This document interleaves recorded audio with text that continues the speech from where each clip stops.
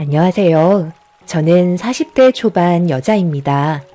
최근에 남편과의 관계를 정리하고 지금 현재 초등학교 6학년, 3학년 된 아들 둘과 함께 살아가고 있습니다.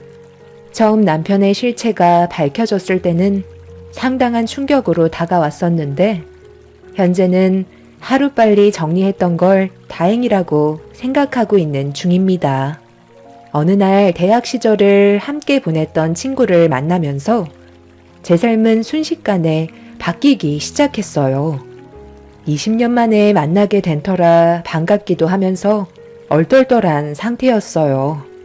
그날은 저와 남편의 결혼 기념일이었고 백화점에서 쇼핑을 하고 있었죠. 친구도 옆에 남자가 있길래 결혼했냐고 물어보니 결혼은 하지 않고 남자친구라는 말을 꺼내길래 좀 놀라긴 했었어요. 적지 않은 나이에 결혼을 하지 않고 연애를 하고 있을 거라곤 생각하지 못했었거든요. 정말 오래간만에 만났었고 친구도 저녁 식사를 하려고 왔는지 같이 합석을 하게 되면서 그동안 어떻게 살아왔었는지 궁금했던 점들에 대해 이것저것 물어보는 동안 어느새 레스토랑 마감 시간이 되어버릴 정도로 시간 가는 줄 모를 만큼 많은 대화를 주고받았었어요. 그렇게 저희는 그날 연락처를 주고받은 뒤 다음에 또 만나길 약속하면서 헤어지게 되었습니다. 엄청 친한 사이는 아니었지만 그래도 항상 친구들 사이에 함께 있었고 그렇게 나쁜 기억은 없었습니다. 굳이 하나 짚고 넘어가자면 여대 시절 1,000원짜리 학식도 안 쏘던 짠순이이긴 했었죠. 함께 했던 친구들은 자주는 아니더라도 가끔 용돈을 받거나 아르바이트를 하게 되면 돌아가면서 학식을 쏘긴 했었는데 친구는 대학 시절 동안 단 한 번도 남들한테 돈을 쓴 적이 없었을 만큼 학교에서 짠순이로 유명했었습니다. 그렇다고 집안이 못 사는 형편은 아니었어요. 그래도 친구니까 그 정도는 그냥 넘어가긴 했었는데 세월이 지나고 많이 바뀐 건지 레스토랑에서 식사를 할 때 적지 않은 금액인데도 오래간만에 얼굴 봐서 좋았다고 저와 남편이 먹은 금액을 대신 결제를 하는 예상치 못한 일이 일어나 많이 놀랐었어요. 저는 그런 모습을 보면서 세월이 흐른 만큼 친구의 성격에도 많은 변화가 있었다는 걸 알 수 있었습니다. 그날 이후 친구와 몇 번 더 만나게 되다 보니 예전처럼 가까운 사이로 지내오면서 좋은 관계를 유지하고 있었죠. 언제까지 연애만 할 거야? 그 남자분 성격도 좋은 게 꽤 괜찮은 사람 같던데. 아예 결혼 생각이 없는 거야? 나는 네가 결혼을 안 하고 있을 줄은 꿈에도 몰랐었어. 그러게. 살다 보니까 결혼이 무슨 의미가 있나 싶더라. 혼자 사는 것도 정신없이 바빠 죽겠는데 결혼을 하면 그 사람도 내가 신경을 써야 되잖아.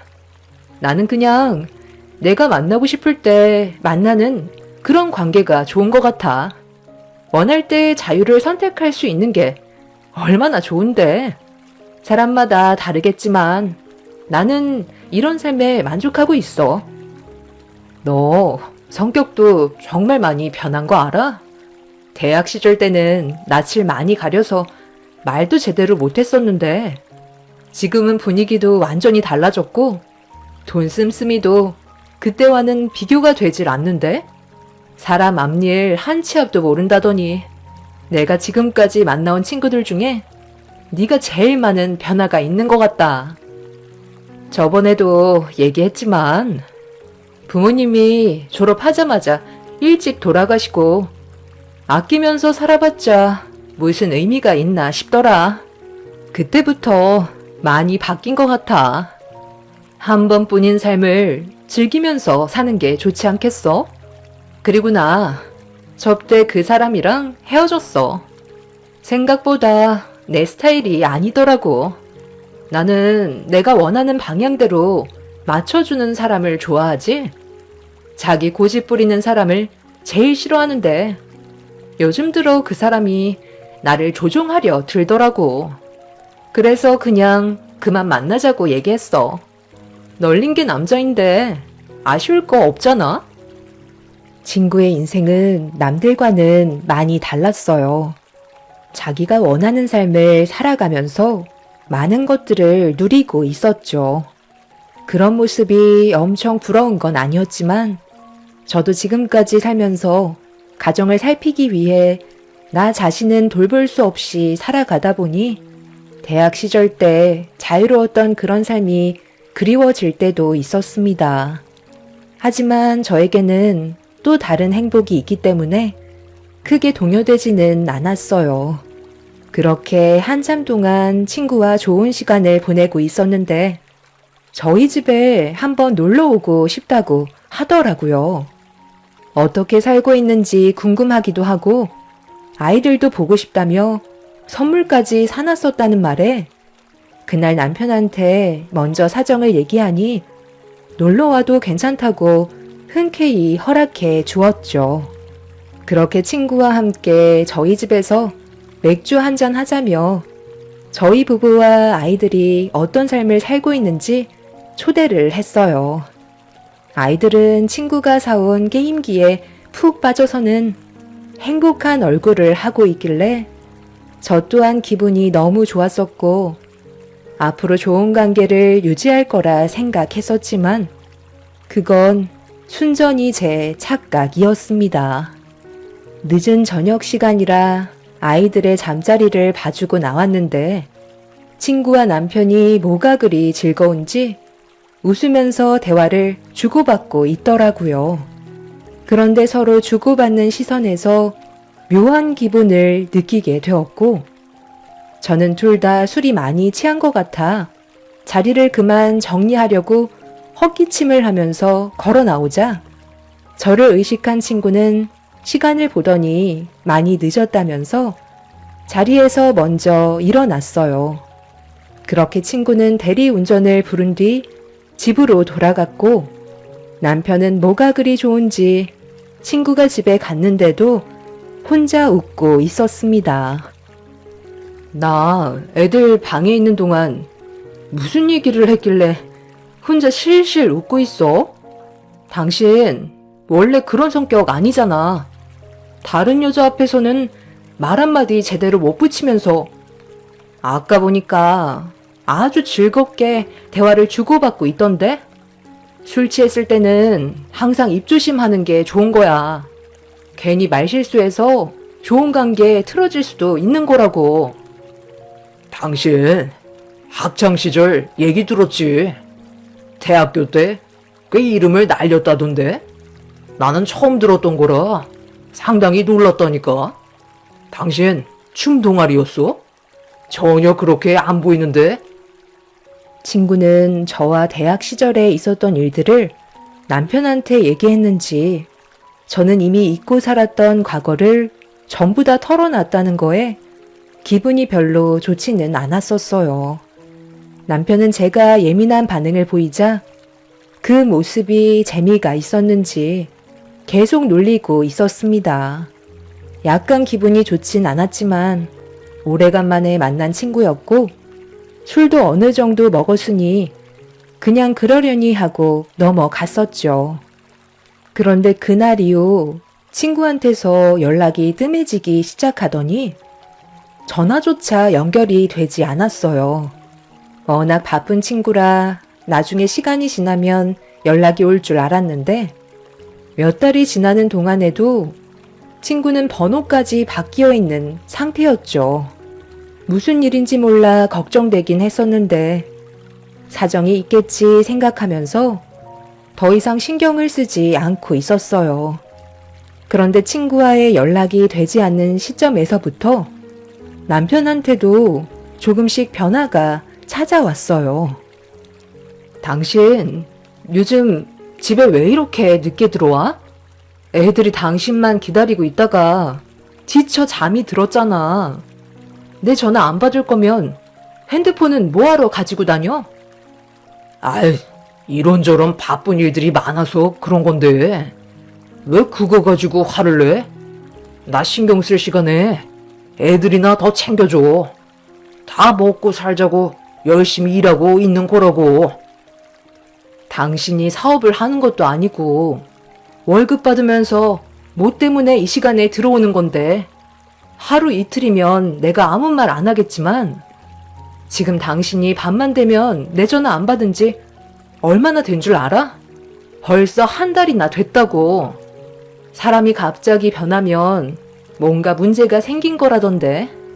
당신 혹시 나한테 뭐 숨기는 거라도 있어?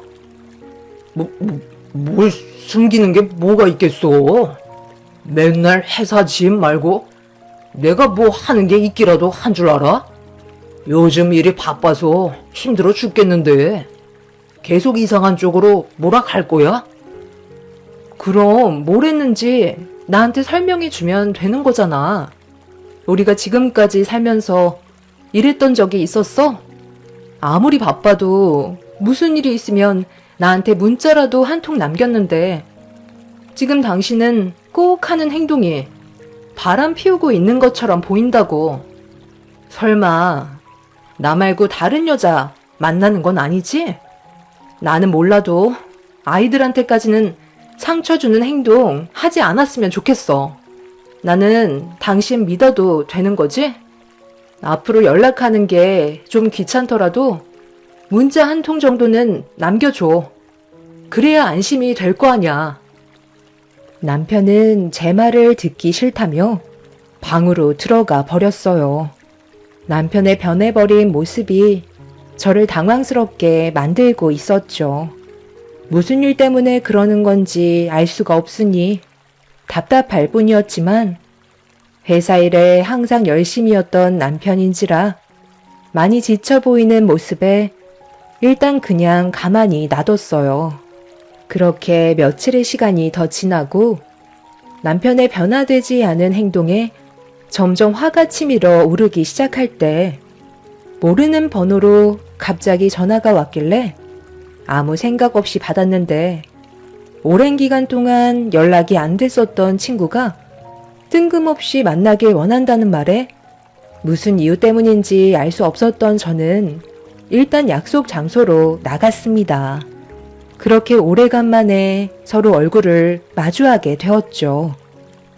갑자기 연락도 끊기고 전화번호도 바꿔버려서 내가 얼마나 당황스러웠는지 알아?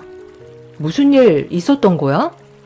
얼굴도 많이 부어 보이고 살도 좀 찐 것 같은데?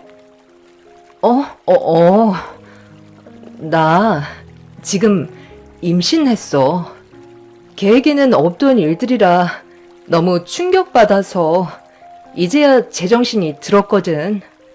오늘 내가 나온 건 정말 심각한 문제를 해결하기 위해서야. 뭐? 임신? 갑자기 임신을 했다고? 그새 결혼할 남자가 생기기라도 한 거야?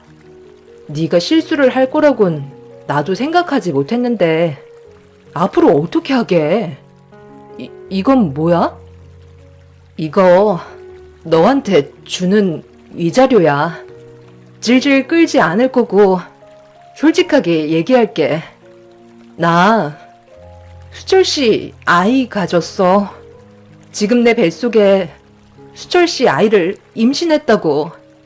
이 문제 때문에 너무 충격받아서 한동안 연락을 할 수 없었던 거야.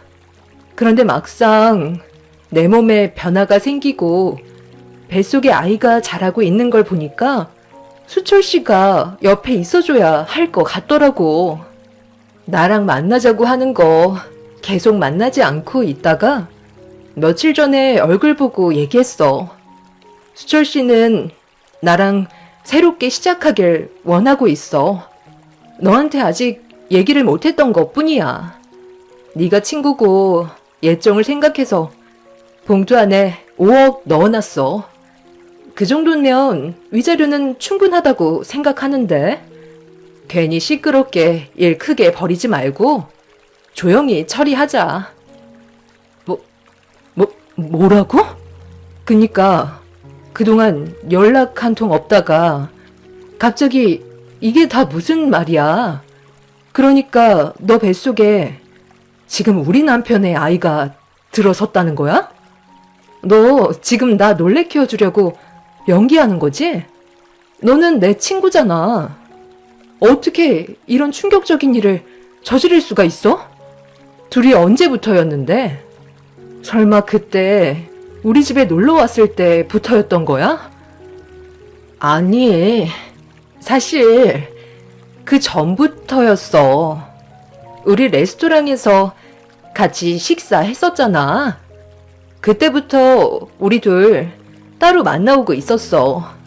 그래서 남자친구와도 헤어졌던 거고. 나도 이렇게까지 일이 커질 줄 몰랐는데 그때 레스토랑에서 너랑 내가 마주보고 앉아 있었을 때 무언가 내 발을 툭 건드리는 느낌이 들어서 슬쩍 발밑을 봤는데 처음에는 수철 씨가 너한테 장난치려는 걸 실수로 내 발을 건드리는 줄 알았는데 계속 툭툭 치더라고. 그래서 수철 씨를 슬쩍 쳐다봤는데 일부러 나를 의식하는 듯 건드는 것 같길래 좀 당황스러웠었거든. 그날 처음 느껴보는 색다른 긴장감과 느낌이 싫지 않았던 나는 수철 씨의 행동을 가만히 지켜보고 있었어. 그리고 이게 장난이 아니라는 것도 알게 되었지. 그날 네가 화장실 갔을 때 우리는 따로 전화번호를 교환했고 지금까지 몰래 만나고 있었던 거야. 나도 내가 이렇게까지 될 거라곤 상상조차 못했었는데 수철 씨가 나를 헤어나오지 못하게 만들었어. 당연히 나는 네가 지금까지 이끌어온 가정이고 절대로 수철 씨와는 이어질 수 없는 사이라는 걸 알면서도 내 몸이 말을 듣지 않았고 결국 이 사태까지 오고 말았던 거야. 어떻게 얘기할지 몰라. 지금까지 고민을 하고 있었는데 하루하루 배가 불러가다 보니 수철 씨는 최대한 빨리 얘기하는 게 좋을 것 같다고 하더라. 한 집안의 가장이 잘못된 선택을 했다는 거 알아. 절대로 해선 안 될 행동이지. 그런데 사람은 누구나 진짜 인연을 만나게 되어 있는 것 같아. 너는 내 친구이지만 이 감정을 언제까지 숨길 수 없을 것 같아서 이렇게 만나자고 한 거야. 5억이면 그 사람 것까지 위자료는 충분하니까 정리해줄 수 있는 거지? 나 혼자 아이를 어떻게 키우겠어. 너는 아이들도 다 커서 크게 신경 쓰지 않아도 되잖아. 내가 오죽 미안했으면 게임기 들고 너희 집에 찾아갔겠어? 네가 아이들 재우러 들어갔을 때 그때 우리는 벌써 할 것 다 하고 있었어. 최대한 걸리지 않으려고 감정 조절하느라 힘들었었지만 너는 전혀 눈치채지 못하고 있었잖아. 이제 그만 수철 씨 보내줘. 나 정말 수철 씨 사랑하고 있어. 이런 감정 처음 느껴봐. 결혼할 거고 앞으로 태어날 수철 씨 아이와 행복하게 살고 싶을 뿐이야. 그렇게 해줄 수 있는 거지? 지금 당장은 힘들겠지만 하루빨리 현실을 받아들이는 게 좋을 거야. 지금 네가 한 말 조금도 거짓이 없는 거지? 정말 우리 남편이랑 함께 살고 싶은 거야? 모든 걸 감당할 수 있을 만큼 그 사람을 진심으로 사랑하는 거니? 내가 너한테 왜 거짓말을 하겠어? 내 모든 걸 걸고 수철 씨를 사랑하고 있어. 남은 인생 함께 할 거고 한날 한시에 눈 감고 싶어. 그렇게 해줄 수 있는 거지? 그럼 조건이 하나 있어. 네가 준 5억 내가 받을게. 하지만 이건 너한테 받는 위자료고 그 사람한테는 따로 받을 거야. 그리고 지금 당장 각 썼어. 절대 반품하지 않겠다고. 그리고 두 번 다시 너랑 나는 만나지 않았으면 좋겠다. 우리가 지금 이런 상황에서 이성적으로 대화할 수 있는 건 내가 정말 많이 참고 있기 때문이야. 너한테 받은 배신감도 엄청 크지만 그 사람한테 정말 질려버렸거든. 결국 또 이런 식으로 일을 저질렀지만 어쩌겠어. 벌써 건널 수 없는 강을 건너버렸는데. 네가 선택한 길이니까 앞으로 행복만 가득했으면 좋겠다. 너와 내가 나눈 대화에 대한 영상 증거물로 남겨놔야 하니까 다시 한번 얘기해주고 어떤 일이 생기더라도 혼자서 모든 걸 감당하겠다는 각서까지 전부 다 작성해줘. 그럼 깔끔하게 그 사람과 도장 찍고 너한테 보내줄게. 저는 친구한테 모든 증거물들을 받아내었고 남편을 보내주는 대가로 5억을 받았습니다. 그렇게 집으로 돌아가는 동안에도 도저히 믿기지 않은 남편과 친구와의 관계에 너무 화가 치밀어 올랐어요. 사람의 한계를 시험해버린 남편을 도저히 용서할 수가 없었고 이건 정말 아닌 것 같아 집으로 가려는 걸 시댁으로 발길을 돌렸습니다. 시부모님께서는 연락도 없이 찾아온 저를 반겨주셨지만 제 얼굴이 붉어진 모습을 보고 무슨 일이 있었냐며 걱정스러운 얼굴로 바라보고 계셨습니다. 제가 아무 말 없이 거실 소파에 앉자 시부모님께서도 뒤따라 오셔서는 자리에 앉으셨어요. 심각해진 제 얼굴에 시모가 한마디 하셨죠. 왜 또 그래? 우리 아들이 이번엔 뭘 잘못했길래 심각한 얼굴을 하고 있는 거야. 한동안 조용히 지내는가 싶었는데 그새 또 사고를 치기라도 한 거야? 아유, 그럴 리가 있겠소? 내가 한 번만 더 문제 일으키면 그땐 두 다리를 분질러 버린다고까지 했었는데 정신 차렸으니까 지금까지 조용했었던 거지. 아유, 며느리 얼굴을 보면서도 그런 말이 나와요. 지금 상당히 불편해 보이잖아요. 무슨 일인데 그래? 네가 연락도 없이 찾아와서 내가 얼마나 불안한 줄 아니? 제가 왜 찾아왔겠어요? 다 그 사람 때문이죠. 어머님이 생각하시는 거 전혀 빗나가지 않았어요. 이번에도 또 사고를 쳤네요. 전에와는 비교가 안 될 정도로 엄청나게 큰 일을 저질렀다고요. 저는 더 이상 함께 살아갈 수 없을 것 같아요. 다른 사람도 아니고 어떻게 제 친구와 바람을 필 수가 있는 거죠? 그것뿐인 줄 아세요? 벌써 친구 뱃속에 새끼까지 쳐버렸어요. 이제 정말 지긋지긋해서 못 봐줄 것 같아요. 오늘 집에 들어가면 언제 이혼할지 몰라 준비해뒀던 서류에 도장 찍으려고요. 뭐라고? 수철이가 지금 아이까지 만들었다는 거야? 한바탕 난리가 난 지 얼마나 됐다고? 또 시작인 거야? 그놈은 도대체가 생각이 있는 놈이야? 여보, 지금 당장 수철이한테 전화해서 우리 집으로 오라고 해요. 내가 그놈을 가만두나 봐라. 당신도 그놈 아예 돌아다니지도 못하게 만들어 버려요. 시부는 남편한테 바로 전화해서는 당장 시댁으로 오라고 난리를 치셨어요. 남편은 어느 정도 예상을 하고 있었는지 무덤덤하게 시댁으로 들어왔습니다. 시모는 남편이 현관에서 들어오기도 전에 양뺨에 손을 올려 붙이면서 바람 피운 지 얼마 되지도 않아서 또 일을 저지르냐고 남편의 멱살을 잡은 뒤 흔들어 대셨습니다. 시부는 베란다에서 골프채를 가지고 나오시면서 가만두지 않겠다고 난리를 쳤지만 남편은 눈 하나 깜빡하지 않고 오히려 더 목소리를 높였어요. 아버지, 그 사람이 제 인생의 전부입니다. 두 번은 없을 테니 이제 그만하세요. 저는 윤미 씨를 절대 놓치고 싶지 않아요. 그래서 작정하고 아이를 가지게 만들었어요. 당신한테는 정말 미안해. 그런데 이게 나인 걸 어쩌겠어. 자유롭게 해줄 테니까 당신도 이제 갈 길 가면 좋을 것 같아. 위자료는 충분히 줄 테니까 이제 그만 정리하자. 당신은 내 친구 윤미 인생까지 망쳤어. 걔도 처신을 잘못했지만 제일 나쁜 놈은 바로 당신이야.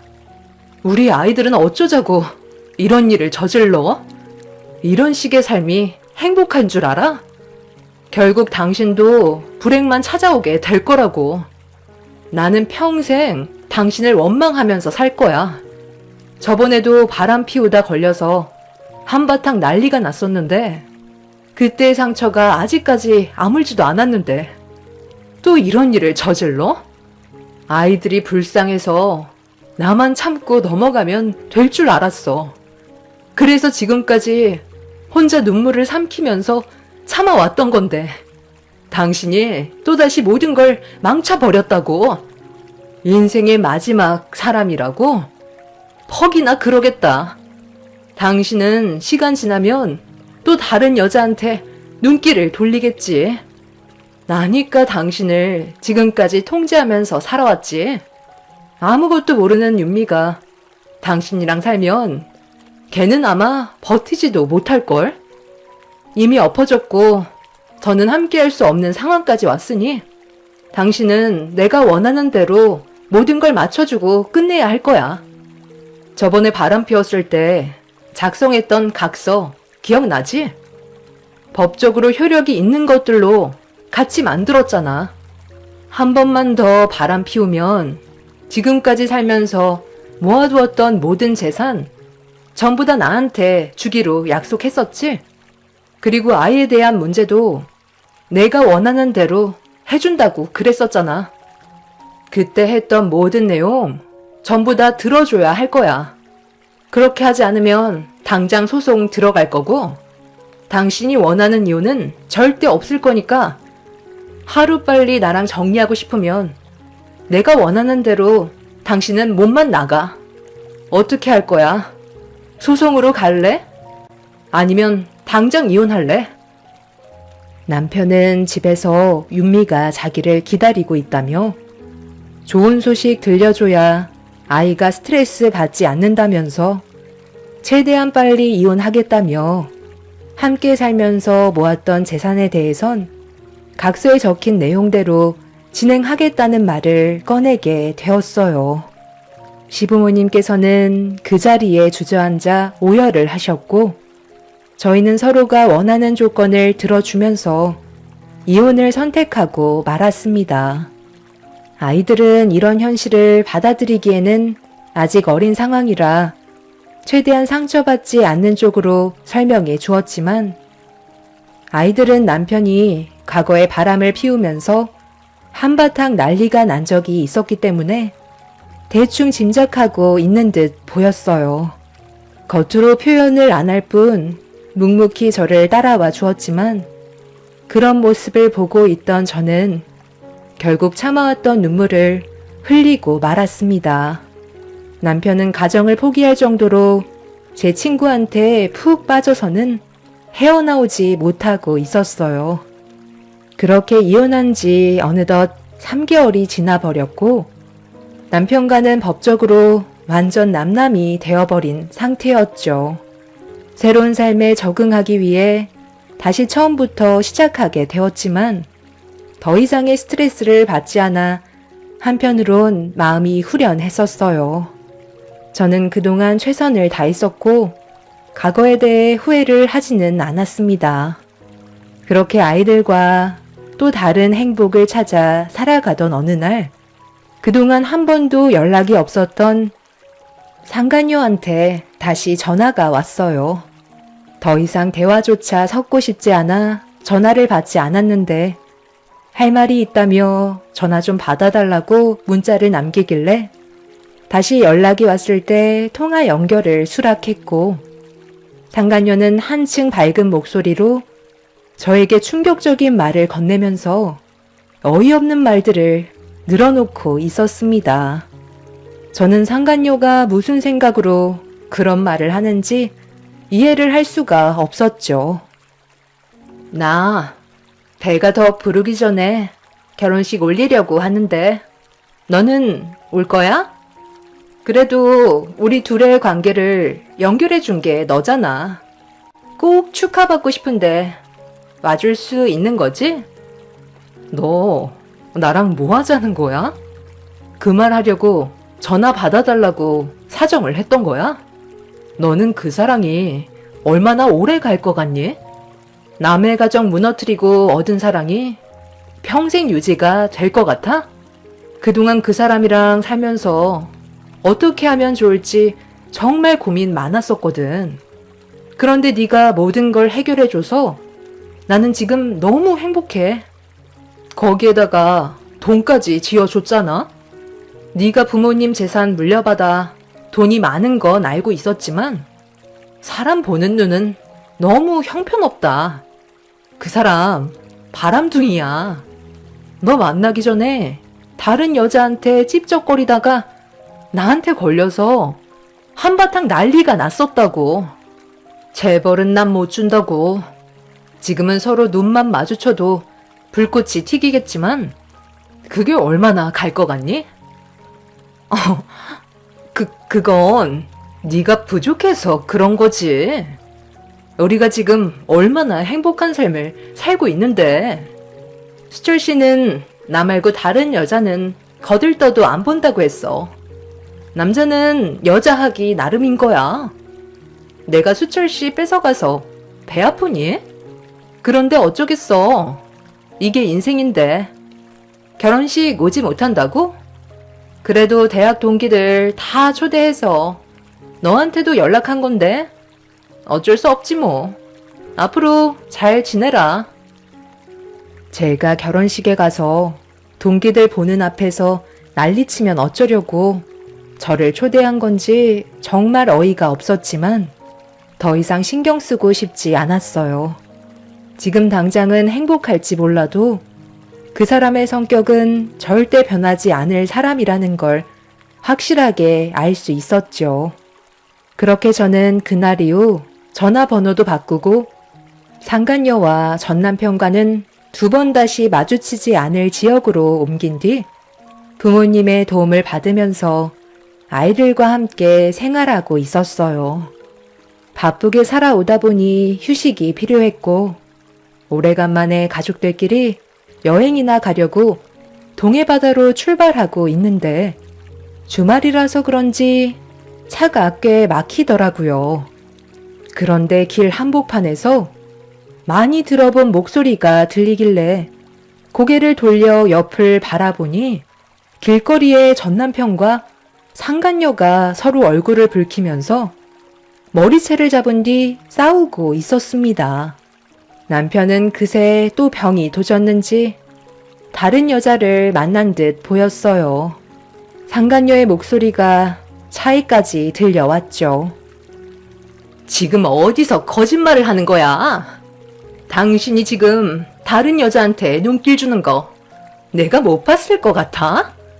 내 친구처럼 나도 버리려고 작정한 거야? 저 여자 누구냐고? 아니, 무슨 소리야? 나는 당신밖에 모른다고 했잖아.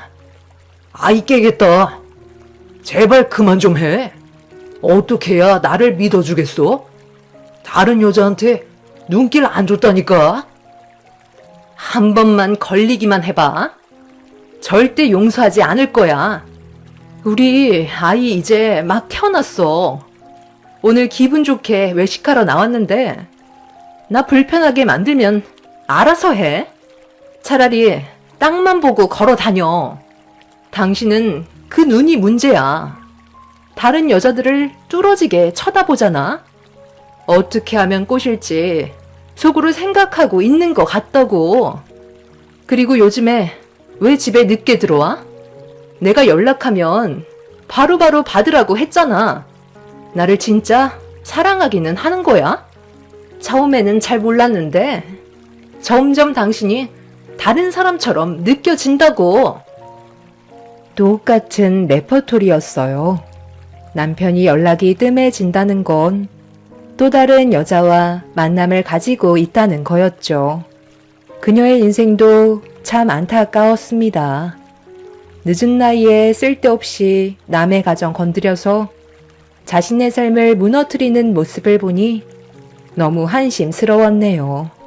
제가 봤을 때 전 남편은 무조건 다른 여자가 있는 게 확실해 보였죠. 조만간 서로 갈라섰다는 소식이 들려올 것 같네요.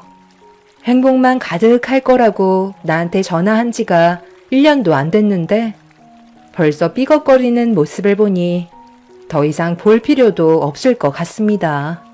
두 사람의 인생은 제가 손을 쓰지 않아도 알아서 무너질 것 같아요. 아마 제가 승자인 것 같습니다. 그동안 참고 살아왔던 보람이 있네요.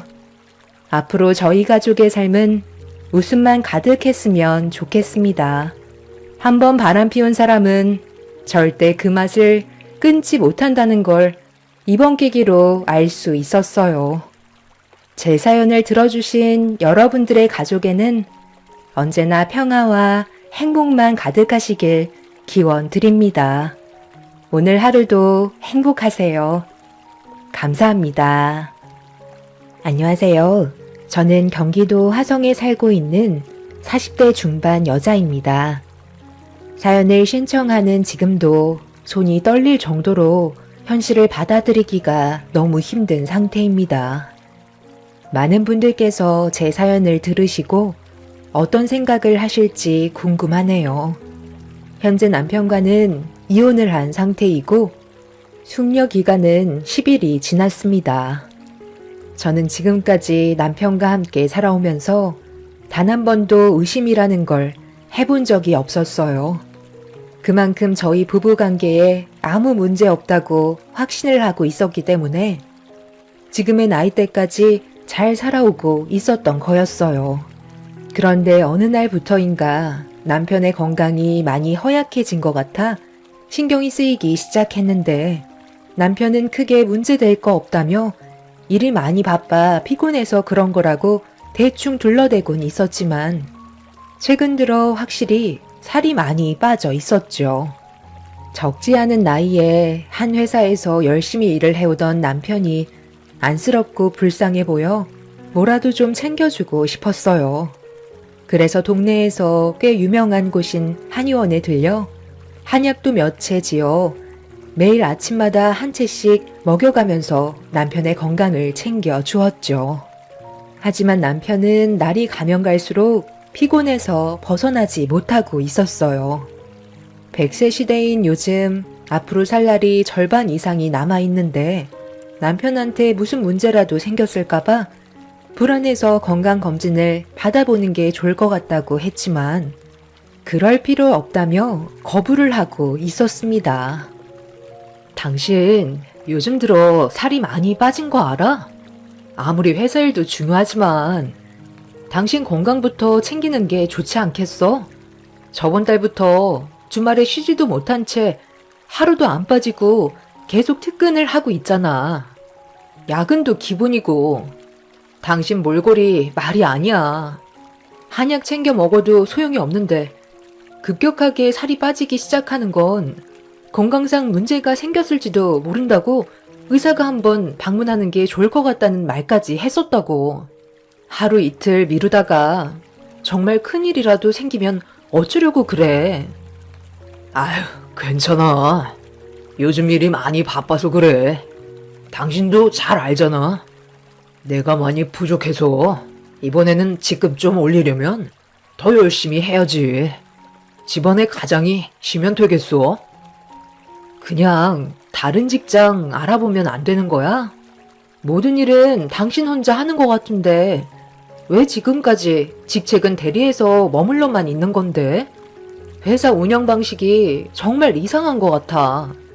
지금 다니는 회사 나랑 결혼하기 전부터 다녔던 거 아니야? 그런데 아직까지 대리라는 게 말이 돼? 내가 한번 찾아가 봐야 되겠는데? 어허, 회사에 함부로 찾아오거나 하는 쓸데없는 행동하면 오히려 눈에 가시거리가 되니까 그냥 가만히 있어. 올해는 그래도 과장은 달아주겠지. 남편은 한 회사에 상당히 오랜 시간 근무를 했었어요. 저와 결혼하기 전부터 다녔던 회사였죠. 일반적이면 보통은 어느 정도 연수가 차게 되면 자연스럽게 직급이 올라갈 텐데 남편은 열심히 하는 것 같은데도 항상 제자리에만 머물러 있는 것 같아 마음이 안 좋았었습니다. 저도 다른 사람들이 남편의 위치에 대해 물어보면 참 난감하기도 했었어요. 나이에 비해 직급이 너무 낮아서 대리라고 말을 하기에도 난처한 상황이라 모임이 있을 때면 말을 아끼게 되더라고요.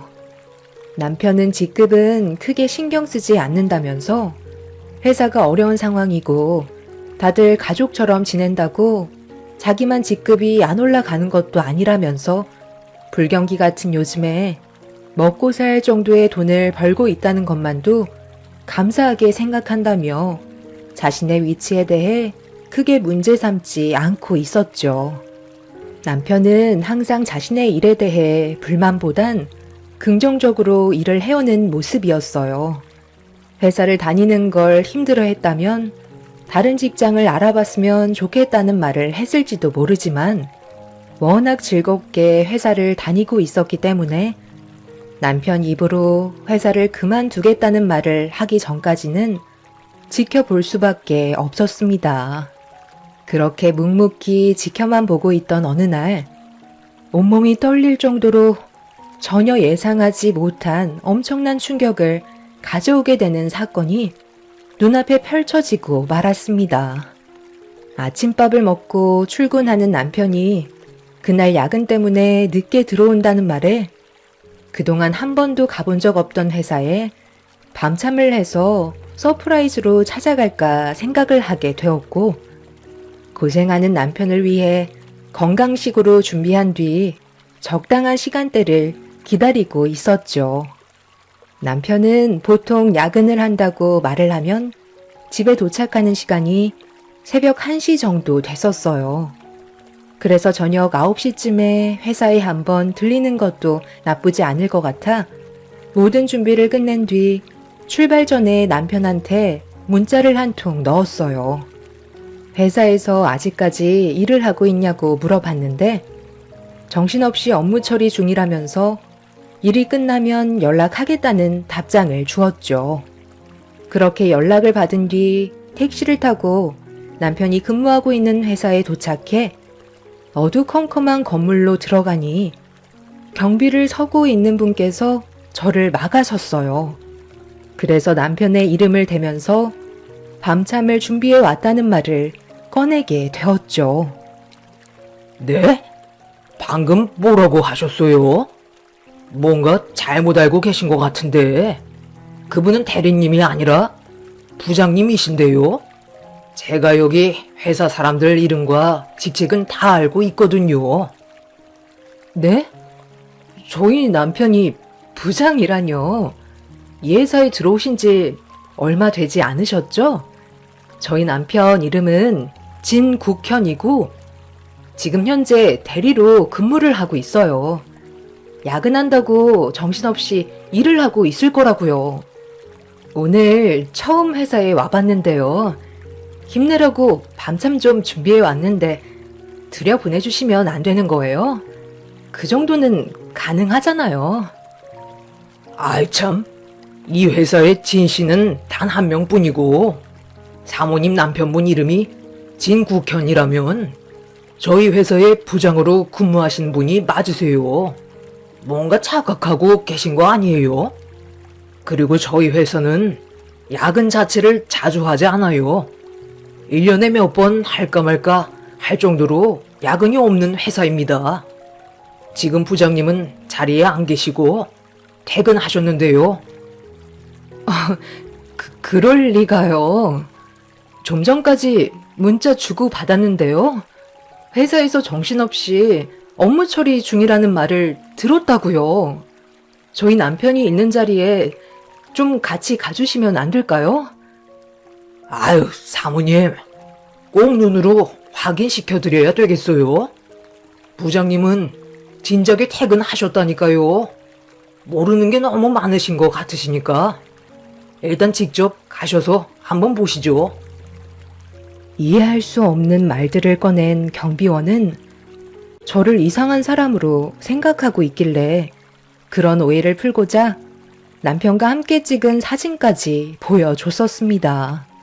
그런데 경비원은 계속해서 남편의 사진을 보면서 대리가 아닌 부장이라는 직책을 불러주고 있었어요. 대리에서 한 번에 부장으로 진급을 한 것도 아닐 테고, 만약 진급을 했었다면 저에게 알려줬을 텐데, 남편은 그런 말은 일절 하지 않았기 때문에 뭔가 느낌이 좋지 않았습니다. 그렇게 경비의 뒤를 따라가 남편이 근무하고 있는 자리에 도착을 했는데, 충격적이게도 명패에 부장 진국현이라는 이름 3글자가 새겨져 있었어요. 제가 잘못 본 걸 수도 있을 것 같아 떨리는 몸으로 자리를 살펴보니 컴퓨터 옆에 남편이 저와 함께 찍은 사진이 올려져 있는 걸 확인할 수 있었습니다. 경비는 저희 남편이 부장으로 승진한 지 몇 년 됐었다는 말과 함께 제가 아내인 게 의심스러울 정도로 알고 있는 것들이 하나도 없다며 오히려 저를 이상하게 쳐다보고 있었어요. 제가 생각했던 그림이 아니었기 때문에 어떤 식으로 남편의 행동을 받아들여야 할지 몰라 너무 당황스러웠고 왜 저한테 거짓말을 해오면서까지 살아왔는지에 대해 알아야 될 필요가 있었죠. 남편이 저에게 무엇을 숨기는지 확인할 필요가 있었던 저는 경비분께 제가 다녀갔었다는 걸 비밀로 해달라며 부탁을 할 수밖에 없었습니다. 들고 왔던 밤찬 도시락은 일을 하시는 경비분께 드린 뒤 다시 집으로 돌아올 수밖에 없었어요. 짧은 몇 시간 사이에 남편이 그동안 저에게 거짓말을 하면서 살아왔었다는 거에 저도 모르게 눈물이 흘러 버리더라고요. 이런 사실들을 부정하고 싶었지만 너무 큰 사실을 알게 된 터라 어떻게 해결을 해야 될지 몰라 한참 동안 멍하니 앉아만 있었습니다. 부장을 몇 년 전부터 달았다는 말은 부장을 달기 전에 과장이었을 때도 저를 속였다는 걸 알 수 있었어요. 저와 결혼했을 당시 남편의 직책이 대리였었는데 부장을 달 때까지 속였다는 건 결혼하는 동안 현재까지 계속 거짓말을 해왔던 거죠. 저는 그런 것도 모르고 적지 않은 나이임에도 대리에서 진급을 하지 못했다는 거에 너무 마음이 아팠었는데 한순간에 남편과의 신뢰가 모두 내려앉게 되니 앞으로 어떤 식으로 살아야 맞는 건지 알 수가 없었습니다. 그날 남편은 새벽 3시가 되어서야 집으로 들어왔어요.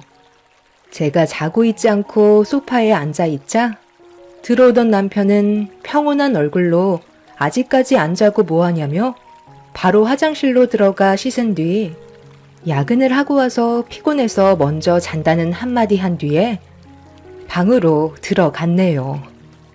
제가 지금 어디를 다녀왔는지 모르는 남편은 저에게 표정 하나 바뀌지 않고 거짓말을 하고 있었습니다. 뒤늦게서야 알게 된 남편의 거짓된 행동들은 온몸에 소름이 돋을 정도였고 이중적인 모습을 보여준 남편이 무섭게 다가오고 있었습니다. 그날 이후 저는 남편이 무엇을 숨기면서 살아왔는지에 대해 확인해 볼 필요가 있었어요. 결혼 초 때부터 지금까지 무엇 때문에 숨기면서 살아왔는지 파헤쳐 봐야만 했었죠. 남편은 다음날 아침 일찍 회사로 출근을 했고 그때부터 저는 처음부터 남편의 물건들을 뒤져보면서 무엇을 숨기며 살아왔었는지 확인하기 시작했어요. 그렇게 한참 동안 집안 구석구석 살피면서 남편의 서재에까지 들어가 눈에 보이는 서랍은 전부 다 열어봤는데 얼마나 철저하게 숨기면서 생활을 했던 건지 아무런 단서조차 발견되지 않았죠. 결국 허탈감에 그 자리에 털썩 주저앉았는데 남편의 서재의 책상 밑에 또 다른 서랍장이 눈에 들어왔어요. 그리고 특이하게도 그 서랍장만 자물쇠로 잠겨 있었죠. 그 안에 결정적인 단서를 확인할 수 있을 것 같아 열쇠가 있을 만한 곳을 찾기 시작했지만 어디에도 없었습니다. 한참 동안 굳게 잠겨있는 서랍장을 바라보고 있었던 그때 머릿속에서 스친 하나의 기억이 떠올랐고 저는 남편이 올 때만을 기다려야만 했어요. 항상 차키에 열쇠 하나를 달고 다녔었는데 그 열쇠가 서랍장을 열 수 있는 유일한 열쇠인 것 같았죠. 그렇게 저도 언제나 한결같은 모습으로 퇴근한 남편을 챙겨준 뒤 먼저 잠이 들었을 때 그 기회를 놓치지 않고 기다리고 있다가 남편이 잠이 든 모습을 확인한 후에 남편의 차키에 달려있는 열쇠를 가지고 서재에 들어가 서랍장을 열기 위해 열쇠를 꽂아볼 수 있었어요.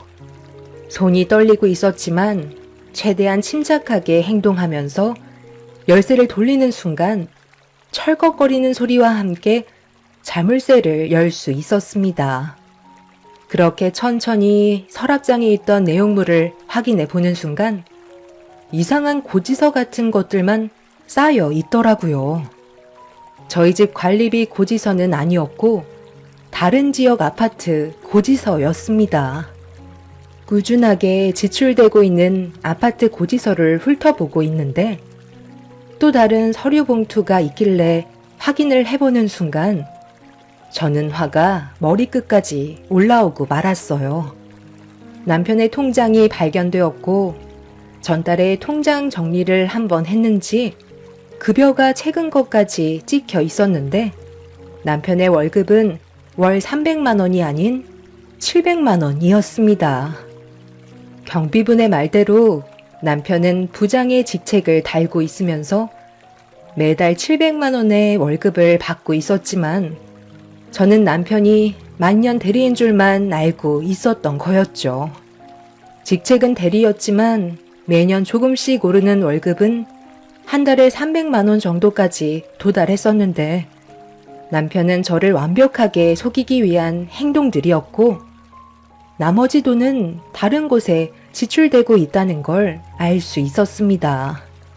보관해 두고 있던 아파트 고지서에 결정적인 단서가 있을 것 같아 고지서 하나를 주머니에 넣어둔 뒤 모든 것들을 제자리로 돌려놓고 남편의 서재에서 나와 처음 보는 아파트에 동호수가 찍혀있던 고지서를 한참 동안 바라보며 눈물을 훔치고 말았습니다. 이런 행동을 하는 저를 보게 됐는데 이게 뭐 하는 건가 싶더라고요. 결혼 생활하는 동안 이런 계획은 전혀 없었는데 상상조차 하지 못했던 일들이 눈앞에 펼쳐져서 너무 괴로웠었어요. 남편의 이중 생활을 계속해서 지켜보고 있던 제가 점점 마음의 병이 들어가고 있었는지 안색이 좋지 않다는 걸 남편이 알아차리곤 괜찮냐며 아침에 일어나자마자 한마디 툭 던졌는데 그 순간 저도 모르게 눈물이 왈칵 쏟아졌고 그때부터 진정이 되지 않고 있었어요. 당신 갑자기 왜 그래? 무슨 일 있는 거야? 당신 요즘 안색이 좋지 않더니 우울증이라도 왔어? 애들 때문에 걱정돼서 그래? 걔들은 기숙사 생활 잘하고 있으니까 너무 걱정 안 해도 돼. 이번 주 주말에 올라오겠대잖아. 자기들이 원해서 선택한 건데 이제 와서 마음 약해지면 어떡해? 자기들도 꿈이 있으니까 결정한 거잖아. 애들이 걱정돼서 그런 거 아니야. 그냥 요즘 복합적으로 우울증이 왔나 봐. 나도 모르게 눈물이 흐르네. 신경 쓰지 말고 어서 출근해. 이러다 늦겠다. 남편은 시계를 쳐다보더니 빨리 나가야 할 것 같다면서 저녁에 다시 대화하자며 서둘러 집을 나섰어요. 남편이 회사로 출근하고 혼자 남겨진 조용해진 집에서 저는 그날 한참 동안 오열을 하고 말았습니다. 남편의 배신에 한바탕 눈물을 쏟아낸 뒤에 저는 다시 정신을 차리고 고지서에 적혀있는 아파트로 향했어요. 그런데 저는 거기에서 입을 다물지 못할 정도로 엄청난 광경을 마주하고 말았습니다. 고지서에 적혀있는 아파트에 도착해 멀리에서 지켜보고 있는데 1층에서 처음 보는 여자가 걸어 나오고 있었고 잠시 뒤 남편도 함께 뒤따라 나오고 있었어요. 그런데 거기에서 그치는 게 아닌 시모 또한 남편과 여자를 따라 나오고 있었습니다. 너무 충격을 받은 광경이라 떨리는 손으로 걸어 나오는 장면을 전부 다 증거물로 남겨두고 있었는데 잠시 뒤 아파트 자동문이 다시 한번 열리면서 시부가 걸어 나왔어요. 그런데 시부의 품에는 갓 태어난 아이가 안겨 있었습니다. 어떤 상황인지 대충 짐작은 할 수 있었지만 더 충격이었던 건 시부의 뒤를 따라 나오는 아이들이었어요. 저희 아이들과 나이대가 비슷한 애들이었는데 시부를 할아버지라고 부르면서 따르고 있었습니다. 아이 참, 당신은 왜 이렇게 걸음이 느려? 그러다 아이가 감기라도 걸리면 어쩌려고? 우리 며느리가 힘들게 셋째를 출산했는데 귀한 손자 아프면 안 되잖아? 아이, 가고 있어. 요즘 무릎이 안 좋은 걸 어떻게?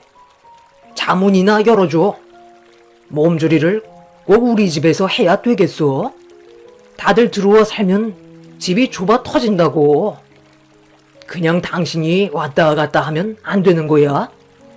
그러다 여러 가지로 곤란한 상황에 처해지면 어쩌려고 그래? 잠깐 방심했다가 큰일 날 수도 있는 거라고. 아유, 그런 건 걱정하지 마.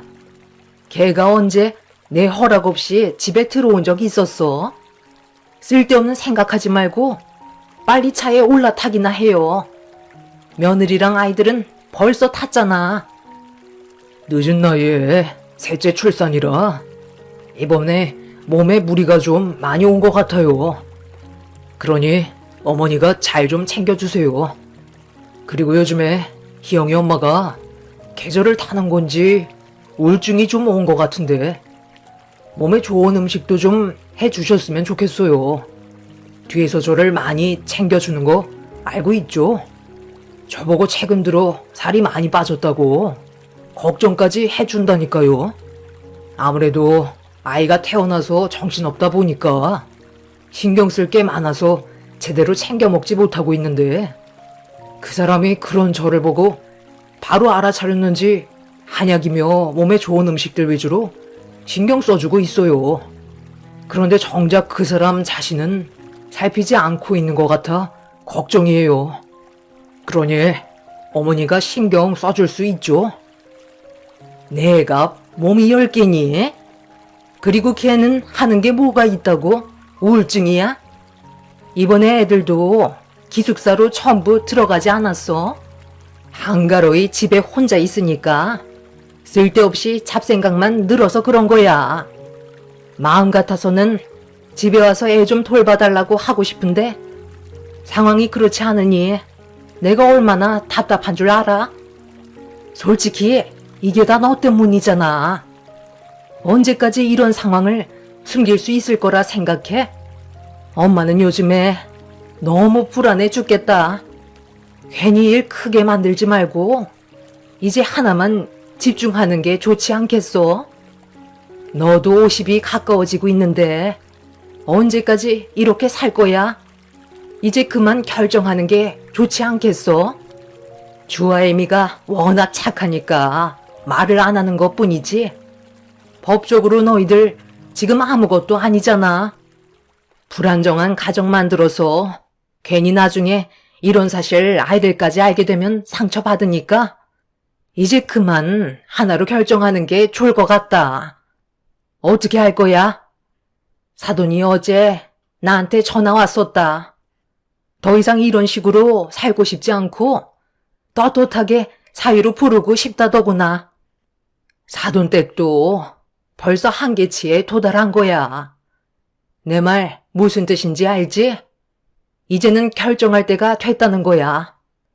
내가 봤을 때 이미 결정한 것 같은데. 지금 마음 상태에서는 희영 엄마한테 느끼는 감정은 연민 정도로 불쌍한 감정만 남은 상태요. 막내 아들까지 태어난 마당에 주아 엄마한테 더 신경을 쓰고 싶긴 하죠.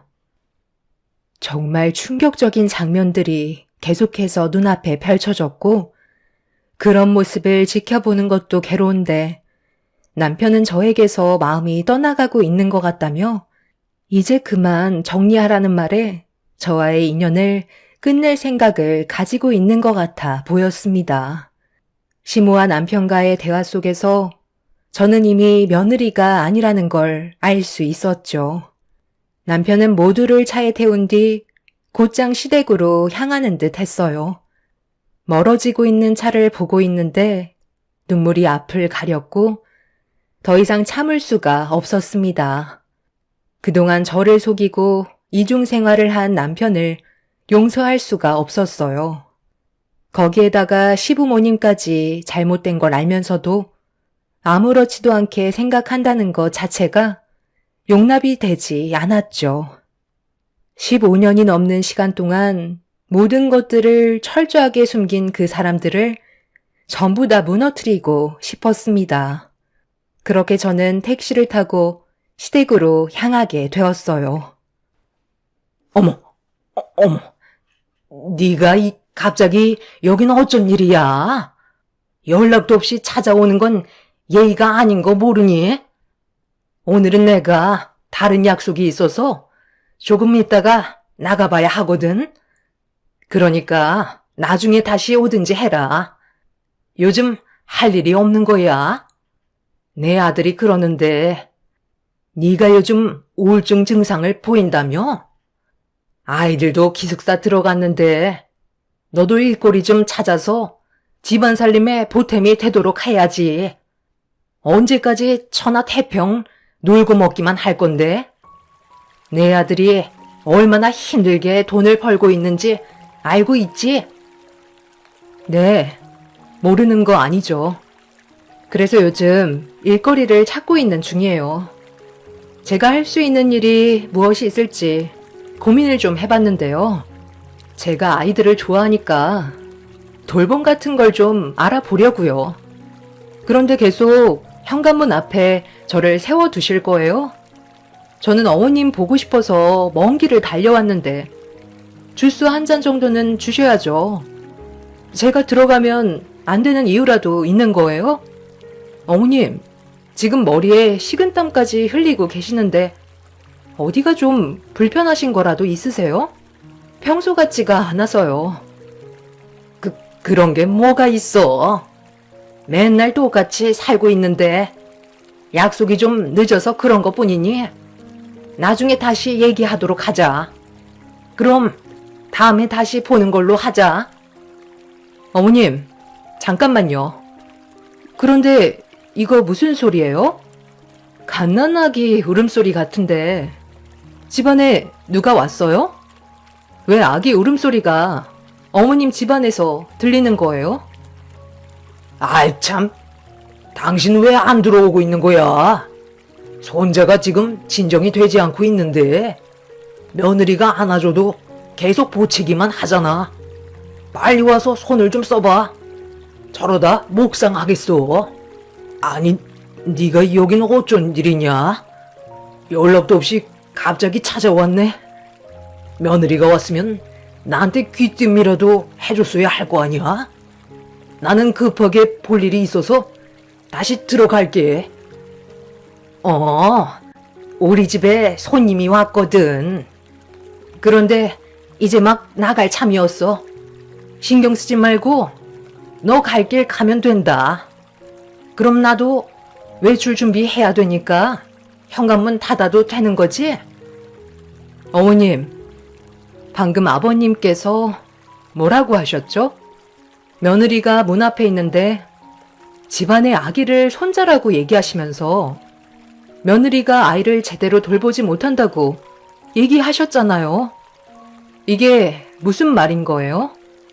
어머님 집안에 저 말고 다른 며느리가 들어와 사는 건 아니죠? 제가 확인을 좀 해봐야 될까요? 그래도 되는 거잖아요? 제가 시댁 안으로 들어가려 하자 시몬은 온몸으로 저를 막아서기 시작했어요. 하지만 이미 저는 오랜 시간 분노가 쌓여왔던 상태라 시몬은 저를 감당할 수가 없었죠. 온 힘을 다해 시모를 밀쳐낸 뒤 집 안으로 달려 들어간 순간 저와 눈이 마주친 여자가 화들짝 놀라면서 품에 안겨 울고 있는 아이를 급하게 뒤로 숨기고 있었어요. 시모는 저에게 다시 달려와선 당장 나가라며 흥분하며 소리를 질렀고 시모의 목소리에 놀란 아이는 자지러지게 울음을 터뜨려 버리고 말았습니다. 저와 마주친 여자가 저에게 피해를 입게 될까봐 불안했는지 도망을 치려 하길래 여자의 옷깃을 잡으면서 대화 좀 하자고 입을 여는 순간 갑자기 눈앞이 보이는 시야가 검게 변하면서 정신을 차리지 못할 정도로 무언가의 충격을 받았습니다. 고개를 돌려 옆을 보니 시모가 어딜 만지냐면서 제 뺨에 손을 올려 붙였던 거죠.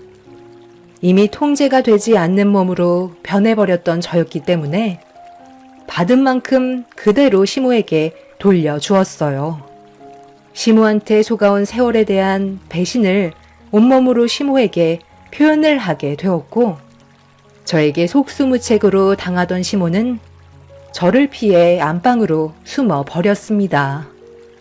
거실에는 남편과 바람난 여자와 단둘이 마주하고 있었고 모든 걸 솔직하게 말하는 게 좋을 거라며 제가 분노한 얼굴로 그녀를 바라보자 고개를 떨군 채 대화를 이어나갈 수 있었네요.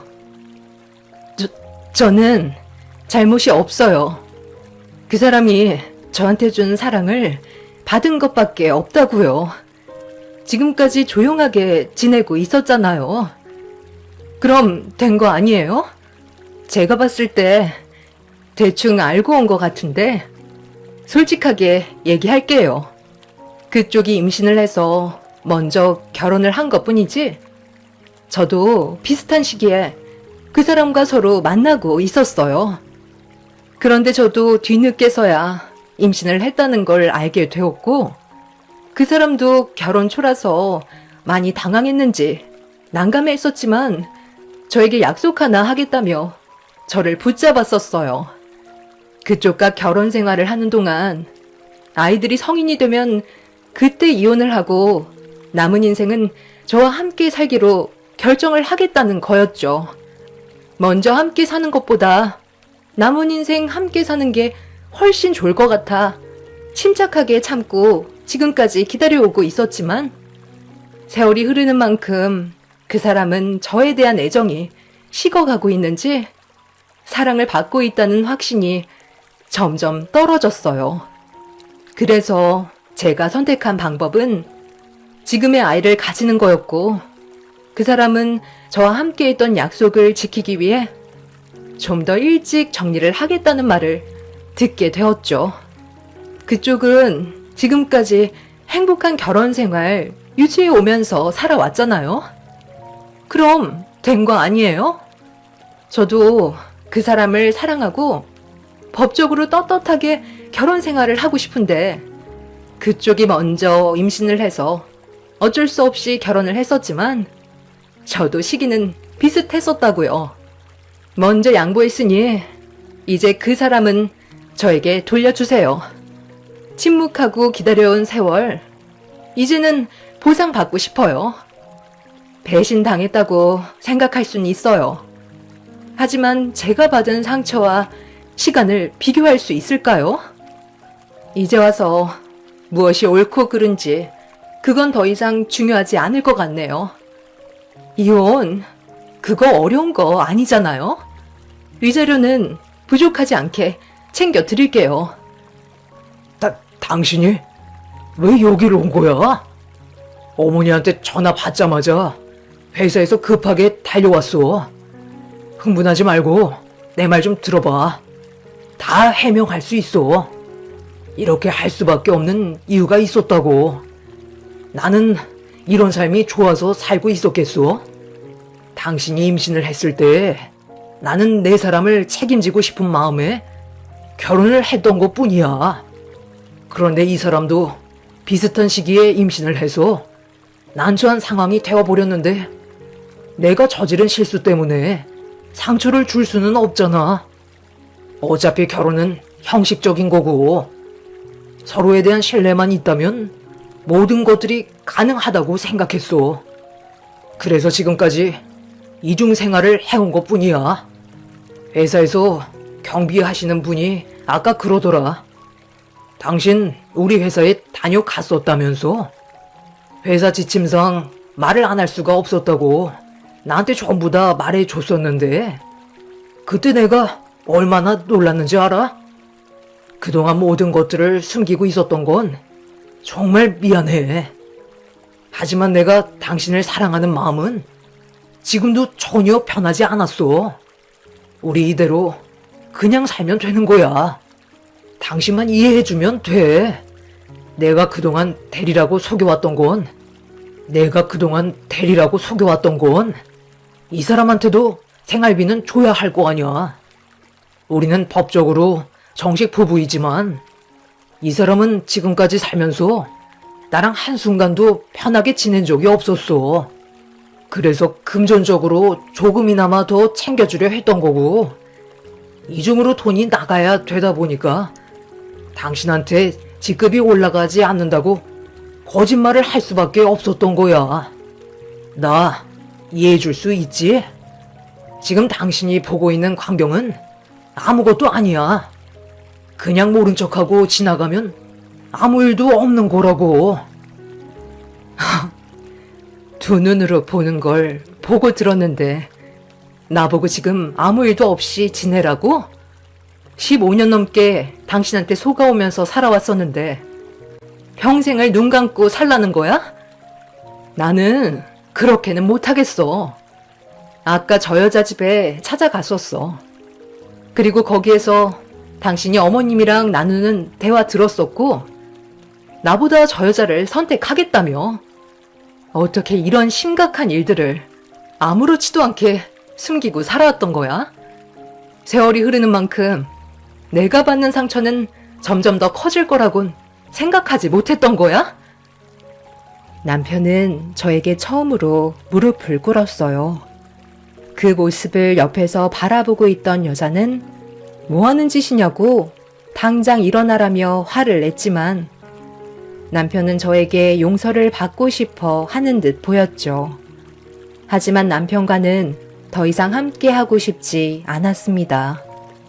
긴 세월 동안 철저하게 모든 걸 숨기면서 아무렇지도 않은 척 본인은 가정을 위해 열심히 살아왔다는 걸 인정받기 위해 모든 걸 거짓으로 포장한 남편이 너무 싫었었어요.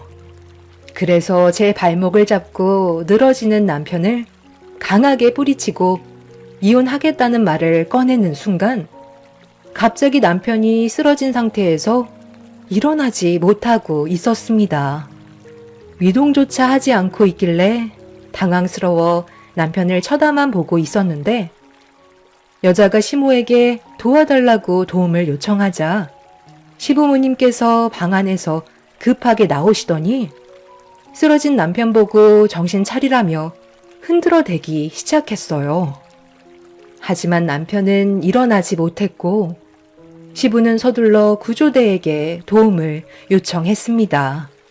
그렇게 응급실로 실려가게 된 남편은 정밀검사가 시작되었고 의사는 충격적인 진단 결과를 꺼내놓고 말았습니다.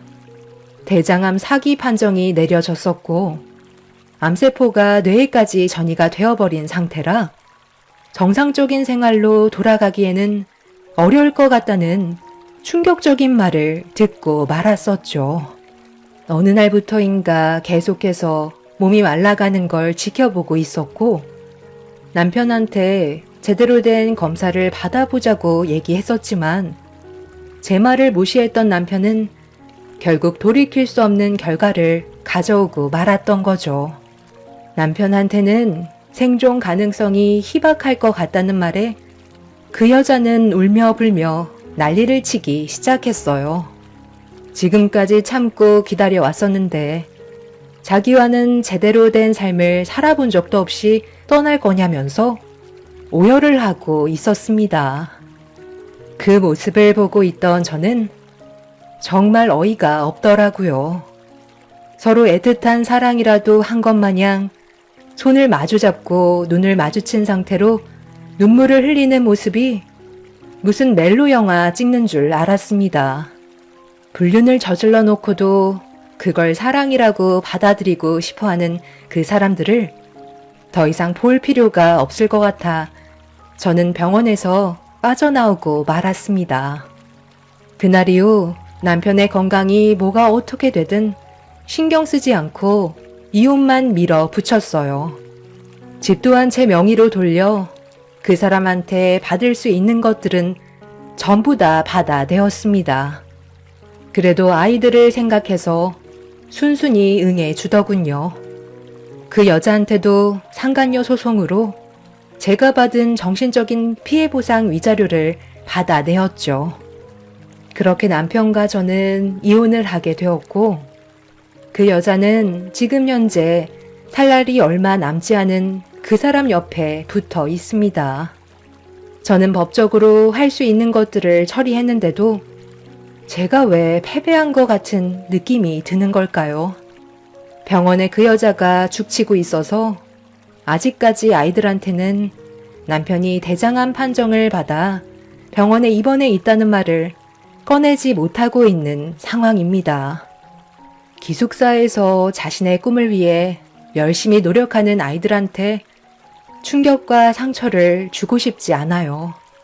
병실에는 그 여자의 아이들도 같이 있기 때문에 제 아이들이 모든 사실을 알게 된다면 제가 감당하지 못할 것 같습니다. 부모님께서는 모든 사실을 알게 되시고 그 사람 병실에 찾아가서 한바탕 난리를 치셨지만 아이들한테만큼은 절대 알리지 말라며 지금은 상황이 좋지 않다고 말씀하셨어요. 남편은 자신이 저지른 잘못에 대한 벌을 받고 있는 걸까요? 그 사람은 아직까지 저와 그녀를 사이에 두고 사랑했다는 말로 자신의 잘못을 인정하지 않고 있습니다. 그동안 함께해온 날들이 너무 비참하기만 하네요. 지금 남편과 이혼을 한 지 10일이 지났습니다. 앞으로 어떻게 헤쳐나가야 할지 고민이 많네요. 여러분들의 의견이 절실히 필요한 시점인 것 같아요.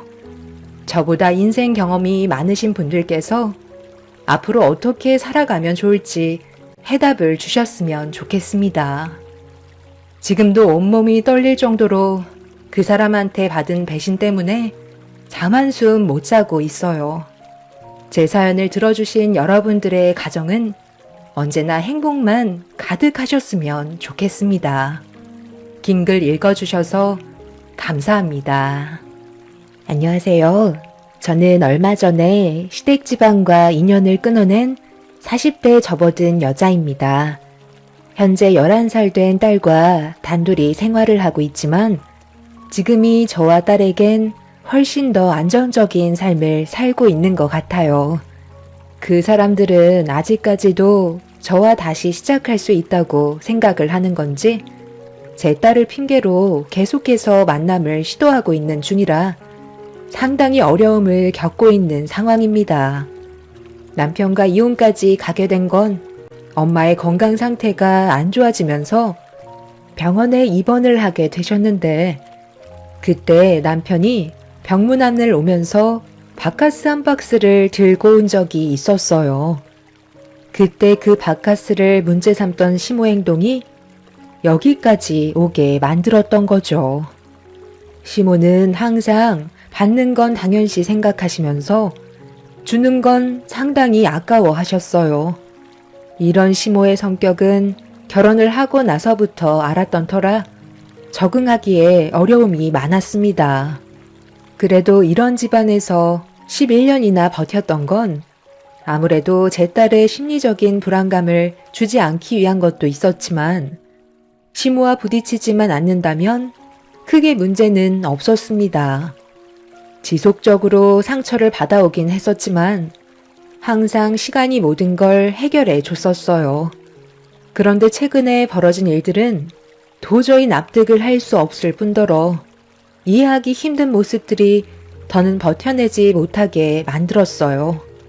문제가 시작되었던 건 남편과 함께 엄마가 입원한 병원에 도착했을 때 남편이 뭐라도 사가야 된다고 병원 안에 있는 매점에서 바카스 한 박스를 샀었어요. 저희 엄마는 그런 거 별로 좋아하지 않는다고 했었는데 남편은 빈손으로 가기 뭐해서 그냥 하나 사는 거라며 제 말을 무시했었습니다. 그런데 매점에서 나오자마자 저희 엄마 병문안을 오신 시모와 마주치게 되었고 남편의 손에 들고 있던 봉투 안의 바카스를 유심히 바라보고 계셨습니다. 그리고 저는 그런 시모의 모습에 또다시 불안감이 엄습해 오기 시작했죠. 아니나 다를까 시모는 바카스를 손으로 가리키며 말씀하셨어요. 아들, 너 지금 손에 들고 있는 건 뭐냐? 바카스를 산 거야? 아니면 집에 있던 거를 가지고 온 거야? 매점에서 나오는 걸 보니까 사서 나온 거 같은데? 아, 병문안 왔는데 빈손으로 들어가는 건 좀 그렇잖아요. 과일은 너무 비싼 것 같아서 그냥 바카스 한 박스만 사서 들어가려 했던 거예요. 그래야 마음이 좀 편하죠. 제가 안 사도 된다고 몇 번이나 얘기했었는데 이 사람이 그냥 들어가는 게 마음에 좀 걸렸었나 봐요.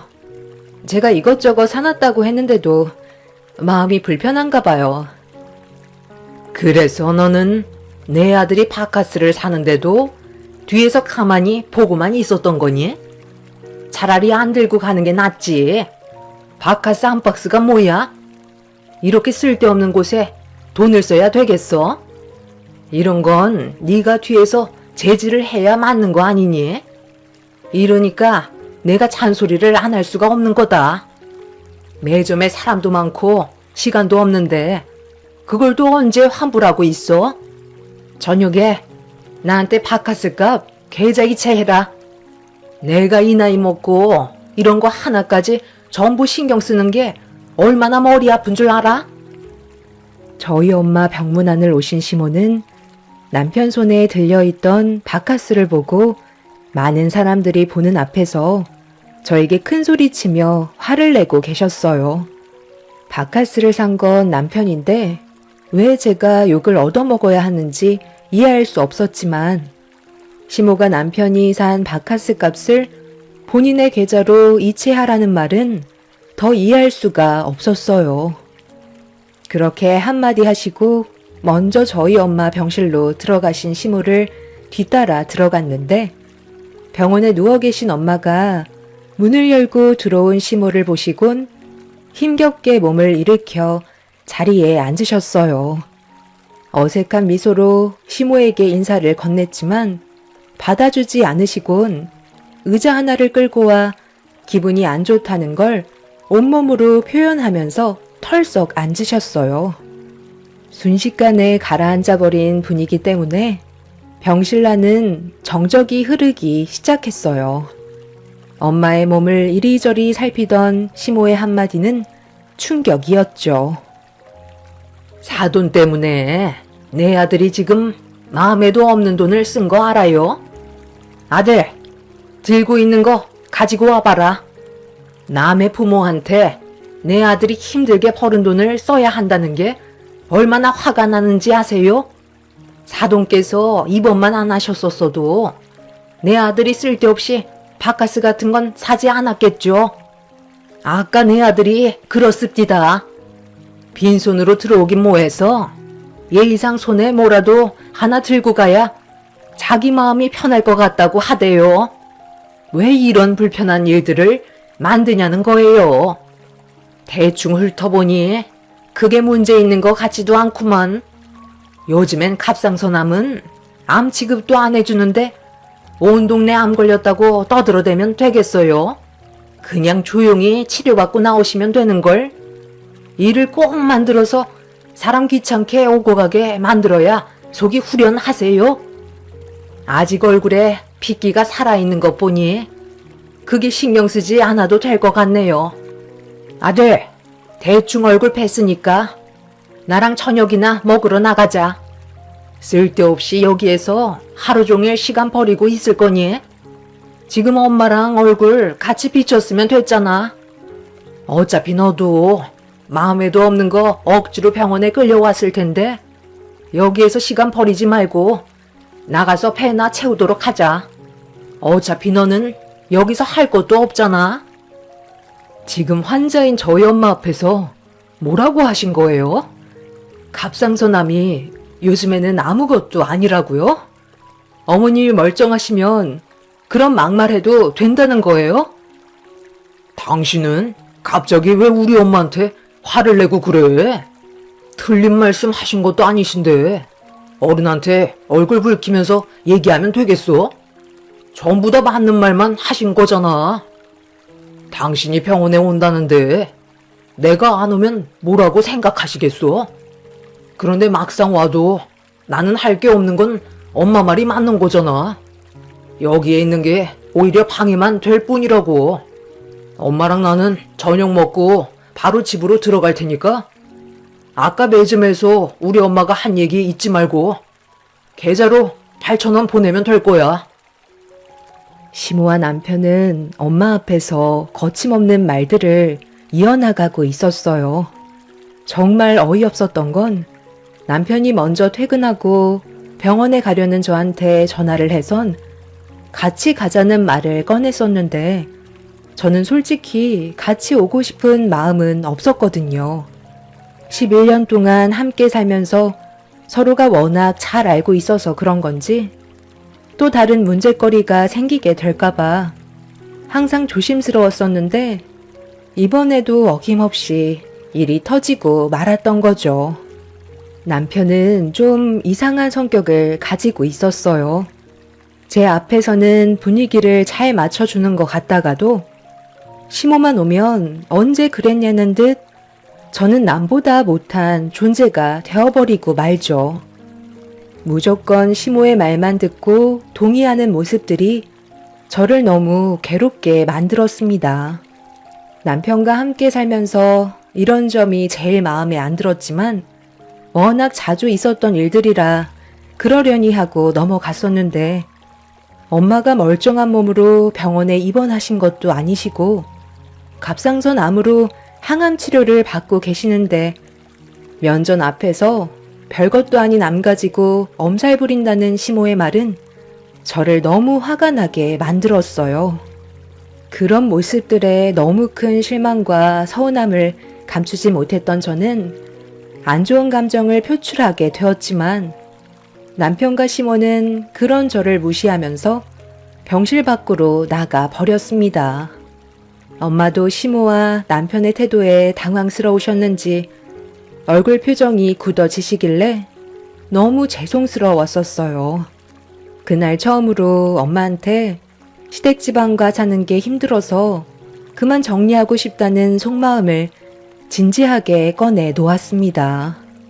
제가 괴로워하는 모습을 묵묵히 바라보시던 엄마도 걱정이 많으셨는지 힘들면 서로 갈라서는 것도 방법이라며 날이 가면 갈수록 안 좋아지는 관계를 옆에서 지켜보는 것도 힘들다고 좋은 관계로 만들어갈 수 없을 것 같으면 하루라도 빨리 정리하는 게 좋을 것 같다는 의견을 주셨어요. 그날 엄마와 한참 동안 진지한 대화를 나눈 끝에 이혼을 결정하게 되었죠. 그렇게 집으로 돌아온 저는 남편을 기다렸고 시모와 즐거운 저녁 식사를 했는지 남편의 얼굴은 상당히 밝아져 있는 모습을 보여주고 있었죠. 어머님이랑 단둘이 저녁 먹어서 기분이 상당히 좋았나 봐. 당신이랑 진지하게 할 말이 있으니까 여기 좀 앉아봐. 그동안 정말 많이 고민했었는데 오늘 일로 확실하게 알 수 있겠더라고. 당신이랑은 앞으로 함께 사는 건 어려울 것 같아. 내 인생을 당신한테 더 이상 맡기지 못할 것 같아. 어떻게 엄마 앞에서 그런 말을 아무렇지도 않게 꺼낼 수 있어? 아무리 개념이 없다 해도 단순한 병도 아니고 암 때문에 항암 치료 받고 계시는데 상처되는 말들을 아무렇지도 않게 꺼내는 게 맞는다고 생각해? 어머님이 그런 성격을 가지고 있으니까 당신이 뭘 보고 배웠는지 안 봐도 알 수 있지. 우리 이쯤에서 그만하자. 지금 뭐 하자는 거야? 아까 그 일 때문에 이혼이라도 하자는 거야? 이혼은 혼자 해? 그리고 우리 둘이 갈라서면 유리는 어떻게 할 건데? 11살이면 다 아는 나이라고. 당신이랑 이혼하면 정신적으로 얼마나 큰 충격을 받겠어? 솔직히 아까 병원에서 했던 말들 틀린 건 아니잖아. 내가 받는 스트레스도 생각을 해줘야지. 그러니까 마음씨를 곱게 쓰셔야지. 80억이나 되는 상가 혼자 관리하시겠다고 그 난리를 치시니까 결국 몸에 문제가 온 거 아니야? 누가 봐도 미련한 행동이라고. 나 같으면 그 상가 처분하고 남은 인생 편히 놀고 먹으면서 살겠다. 장모님 연세가 몇인데 아직까지도 그 건물 끼고 있는 것도 문제라고. 엄마가 소유하고 계신 건물을 왜 당신이 이래라 저래라 하는 건데? 엄마가 왜 그렇게까지 애착을 가지고 계신 건지 당신도 모르는 거 아니잖아. 우리 부모님이 그 건물을 소유하기까지 얼마나 고생을 많이 하셨는데, 그리고 나는 그런 거 전혀 신경도 쓰지 않는데 왜 당신이 그런 걸 신경 쓰는 거야? 재작년에 장인어른 세상 떠나셨으면 이제 그만할 때도 됐잖아. 언제까지 이런 식으로 살아갈 거야? 한푼이 아쉬운 지금 시점에 장모님께서 건물 처분하시면 우리 가족 남은 인생 떵떵거리며 잘 살 수 있다고. 그쯤 됐으면 이제 그만 당신한테 넘기고 요양원에서 푹 쉬시면 되는 거 아니야? 내 말이 틀린 건 아니잖아. 우리? 언제부터 우리였어? 당신이랑 어머님이 하는 행동을 봐봐. 남보다 못한 사이라고. 나는 당신이랑 이혼하고 내 인생 사는 게 훨씬 행복할 것 같아. 남편은 저와 이혼하는 걸 받아들일 수 없다며 얼굴을 붉히며 흥분하기 시작했어요. 저는 남편의 속내를 전부 다 알 수 있었죠. 엄마가 혹시라도 암으로 세상을 떠나시게 되면 자연스럽게 저에게 재산이 들어오게 될 테고, 그렇게 되면 남편과 시댁 식구들이 그에 따른 여러 가지 이득을 취할 수 있다고 생각하고 있었기 때문에 이혼만큼은 반대하고 있었습니다. 하지만 이미 결정한 만큼 시댁 집안 사람들과 하루빨리 정리하고 싶었던 저는 절대 굽히지 않자 남편 혼자서는 힘들 것 같다고 판단했는지 그날 한바탕 한 이후 다음날 시댁 식구들 전부를 집으로 불러들였습니다. 아빠는 세상을 떠나셨고 엄마는 병원에 계시니 시댁 식구들을 상대해야 되는 건 오로지 저 혼자만의 몫이었어요. 다들 두 눈을 붉히면서 저와의 인연을 끊어내지 않으려 갖은 수를 다 쓰고 있었어요. 이제 와서 이런다고 달라질 거 없다는 거 잘 아실 텐데요. 이 사람과 둘만의 문제인데 이렇게까지 몰려오실 필요 있으세요? 이런 분위기에서 저는 더 이상 할 말이 없을 것 같네요. 먼저 자리에서 일어나 보도록 할게요. 뭐든지 어머님 뜻대로 되지 않는다고 사람 마음에 상처 주는 행동은 잘못된 거예요. 오죽 답답했으면 그랬겠니? 지금 너희들이 어떻게 살고 있어? 서로 맞벌이 하면서 입에 풀칠 겨우 하고 있는데 도대체 왜 그 상가를 처분하지 않는 거야? 병원에 있으면서 오늘 내일 하고 계시는 사돈이 아직까지 이 세상에 미련이 남았다니? 이참에 그냥 너한테 상가 칭여하면 되는 거 아니야? 그래야 우리도 덕 좀 보면서 살 수 있잖아. 언제까지 지질이 궁상처럼 살 건데? 상가 시세가 80억이라며. 딸랑 건물 하나 가지고 있는 거 처분을 하던지 아니면 너한테 넘겨주든지 해야 그 건물을 국을 끓여 먹던 밥을 해 먹던 하지 않겠어? 너무 짜게 구니까 나도 똑같이 행동하고 있는 것 뿐이라고. 돈이 많으면 뭐해? 사람이 베풀 줄 알아야지. 지금까지 우리한테 뭘 해준 게 있기라도 한 줄 알아? 한 번뿐인 인생 왜 이렇게 어렵게 살고 있는지 모르겠다. 그래서 병원에 갔을 때 너무 한심해 보여서 한마디 했던 것 뿐이다. 애초에 우리가 원하는 대로 상가 건물 처분하던지 너한테 칭여해 줬으면 이런 일도 없었겠지. 나도 사돈한테 너무 서운해서 그런 거다. 이혼이 쉬운 문제도 아닌데 그렇게 극단적으로 분위기를 몰아가야 되겠어? 좋게 해결할 수 있는 방법은 얼마든지 있다고. 그래요. 사람은 누구나 배부르게 살고 싶은 거잖아요. 저희도 마찬가지예요. 새언니 덕 좀 보면서 살고 싶은데 그게 잘 안 되니까 불만들이 터져 나오는 거라고요. 암이라는 게 쉽게 고쳐지는 병도 아닌데 갑상선암이 생각보다 심각하다면서. 다른 곳으로 전이가 되면 상황은 더욱더 어려워진다고 하던데 손가락 하나 까딱하기 힘들어지기 전에 최대한 서둘러서 며느리한테 넘겨주면 좀 좋아? 우리가 함께 살아온 세월이 벌써 11년이나 지났다. 그만큼 고운정, 미운정 다 쌓인 상태인데 한순간에 등을 돌린다는 게 말이 된다고 생각하니? 우리가 많이 바라는 것도 아니고 여유 있게 먹고 살 정도로만 나눠 달라는 건데 그게 그렇게 힘들어? 시댁 식구들이 한자리에 모인 이유는 돈 때문이라는 게 확실하다는 걸 알게 되는 순간이었죠. 저와 이혼을 하게 되면 80억이라는 재산을 구경도 못하기 때문에 병원에 있었던 일에 대해 일단 저에게 사과를 하기 시작했어요.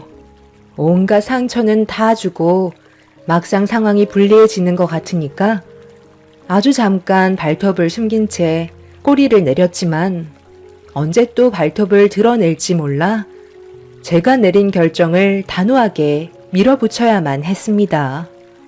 좀처럼 좋게 해결이 되지 않자 남편은 또다시 제 딸을 내세우면서 이혼만큼은 최대한 피하고 싶어 발악을 하고 있었습니다. 칼자루를 제가 쥐고 있다는 걸 뒤늦게 한 시댁 식구들의 행동은 정말 어이가 없었죠. 그런데 사람의 본성은 바뀌지 않는다고 제가 끝까지 고집을 꺾지 않고 이혼 의사를 밝히자 시모가 참고 있던 불만의 감정을 강하게 터뜨리고 말았습니다. 너 그렇게 이혼하고 싶으면 원하는 대로 해줄 테니까 유리는 놔두고 혼자 나가라. 내가 손녀까지 너한테 뺏길 것 같아? 원하는 대로 절대 해줄 수 없으니까 이혼할 거면 너 혼자 나가라는 거야. 혼자만 다 가지고 가면 우리는 11년 동안 아무것도 얻은 게 없는 거잖아. 손녀라도 데리고 있어야 인생을 허비했다는 생각을 안 하게 되지. 네가 모든 걸 다 가져가면 우리 인생 누가 책임져 줄 거니? 아이 문제 때문에 이혼을 하려 해도 상당히 오래 걸린다는 거 알고 있지? 아주 진이 빠질 정도로 물고 늘어질 테니까 해볼 테면 어디 한번 해봐라. 나는 네가 원하는 방향대로 끌려다니지 않을 거다. 얘가 이젠 아주 개념까지 상실했네. 제 배 아파 낳은 자식이니까 데려간다는 건 당연한 건데 그걸 왜 어머님이 결정을 하시려는 거죠? 불만이 있으시면 법정에서 항의하시면 되잖아요. 저는 무조건 제 딸 유리는 데리고 갈 겁니다. 그러니 더는 구차하게 이러지 마시고 서로 갈 길 가는 게 좋을 것 같은데요. 사람 앞에서 치사하게 오만정 다 떨어지게 행동하셔놓고 어머님이 이러신다고 해서 달라질 건 아무것도 없어요. 제가 절대로 의사를 꺾지 않고 자리에서 일어나 더 이상 대화할 필요 없을 것 같다며 아이를 데리고 방으로 들어가 버리자 남편과 시댁 식구들은 더욱더 강하게 난리를 치며 방문을 발로 걷어차기까지 했어요. 그렇게 한참 동안 집에서 죽치고 있던 시댁 식구들은 제 결정에 변화가 없다는 걸 판단했는지 더 이상 난리를 치지 않고 집에서 나갔습니다. 남편도 시댁 식구들을 따라 나갔죠. 그리고 그날 남편은 집에 들어오지 않았네요. 자기들끼리 또 다른 계획을 세우고 있었겠지만 저는 절대 흔들리지 않을 거라 확신하고 있었죠. 그런데 남편이 전혀 예상하지 못한 방법으로 저를 당황스럽게 만들었어요. 결국 이혼을 하지 않겠다는 결정을 내릴 수밖에 없었습니다. 퇴근을 하고 제 딸 유리를 데리고 엄마가 입원해 계신 병원을 가려고 했는데 유리를 아무리 기다려도 학원에서 시간 맞춰 나오지 않고 있더라고요. 좀 늦게 끝나는 날도 있었기 때문에 30분 정도를 더 기다렸었는데 학원 친구들은 이미 전부 다 집으로 돌아간 것 같아 건물 안으로 들어가 유리를 찾았는데 때마침 나오신 원장님과 마주치게 되면서 유리가 아직 공부 중이냐고 물어보자 충격적인 말을 듣고 말았어요. 그동안 단 한 번도 제 딸을 학원에서 데리러 온 적이 없었던 남편이 데리고 갔다며 한참 전에 같이 나갔다는 말을 듣게 되었죠. 남편이 또 다른 무언가를 계획하고 있는 것 같아 당황스러웠던 저는 급하게 학원을 빠져나오면서 남편한테 전화를 걸었어요. 역시나 기다렸다는 듯 전화를 받더라고요. 지금 뭐 하는 짓이야? 나한테 단 한마디 연락도 없이 유리를 데려가면 어쩌자는 거야? 지금 어디야? 당신이 일부러 이런다는 거 내가 모를 줄 알아? 그러니까 어제 좋게 얘기했을 때 잘 알아들었어야지. 내가 원하는 답을 얻을 때까지 절대 당신 앞에 나타나지 않을 테니까 순순히 내 말 듣는 게 좋을 거야. 전화를 끊는 순간 이혼은 없었던 일로 하면 좋겠어. 만에 하나 다른 생각을 가지거나 쓸데없는 행동을 취한다면 유리는 당신 앞에 영영 나타나지 않을 거야. 아빠가 자식을 데리고 있는 건데 문제될 건 하나 없잖아. 어떻게 할래? 당신 딸 평생 얼굴 못 보게 해줄까? 아니면 남은 인생 조용히 살아갈래? 지금 당장 선택해. 허튼 생각하는 순간 난 유리랑 해외로 날라버릴 거야. 당신한테는 고민할 시간을 주면 안 돼. 워낙 잡생각을 많이 하는 사람이라 나중에도 쓸데없는 일을 저지를지도 모르거든. 그리고 하나 더 말하자면 오늘 병원에 가서 장모님 상가 건물 당신한테 넘겨달라고 확실하게 얘기해줬으면 좋겠어. 그렇게 상가가 증여가 됐다는 서류를 보여준다면 그때 유리를 보여주도록 할게. 자식이 우선이지 돈이 우선은 아니잖아. 어떻게 할 거야? 내가 원하는 대로 움직일 거야? 시간은 많지 않다는 걸 알고는 있지? 남편의 말에 엄청난 충격을 받은 저는 머릿속이 하얗게 변하고 말았어요.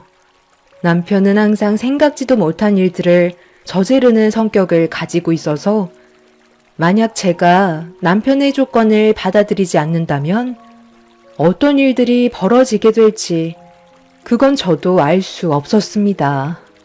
딸의 안전이 우선이라 판단하게 되면서 고민할 것도 없이 남편의 조건을 수락할 수밖에 없었어요. 그렇게 저는 엄마가 입원해 계신 병원으로 달려가 남편과 일어난 문제들에 대해 전부 다 털어놓았고 제 말을 진지하게 듣고 계셨던 엄마는 가지고 계신 상가 건물을 저에게 증여해 주겠다는 말을 꺼내셨어요. 엄마는 더 이상 건물을 관리할 수 있을 정도로 건강 상태가 좋지 않아 원래 조만간 저에게 증여하려고 계획을 가지고 계셨고 남편과의 상황들이 심각하게 흘러간다는 걸 알곤 더는 고민조차 하지 않으셨어요. 어차피 제 명의로 되는 거기 때문에 크게 문제될 것 같아 보이진 않았죠. 시댁 집안 식구들은 나중에 자기들에게 무언가라도 떨어질까봐 상가 건물의 소유권을 저에게 돌리는 것까지 생각을 한 것 같은데 제 딸만 돌아온다면 그때는 바로 법적으로 소송 준비를 하려고 계획을 하고 있었습니다. 결국 저는 엄마한테 상가 건물을 증여받게 되었고 남편도 자기가 원하는 대로 이루어졌다고 생각했는지 딸과 함께 아무렇지도 않게 집으로 들어왔어요. 저를 너무 힘들게 만들었던 남편에 대한 분노가 얼굴을 향해 날아가면서 뺨에 손을 올려 붙였습니다. 딸은 별일 없었다면서 흥분한 저를 말리고 있었지만 남편의 생각 없는 행동들이 결국 제 눈에서 눈물을 흘리게 만들었어요.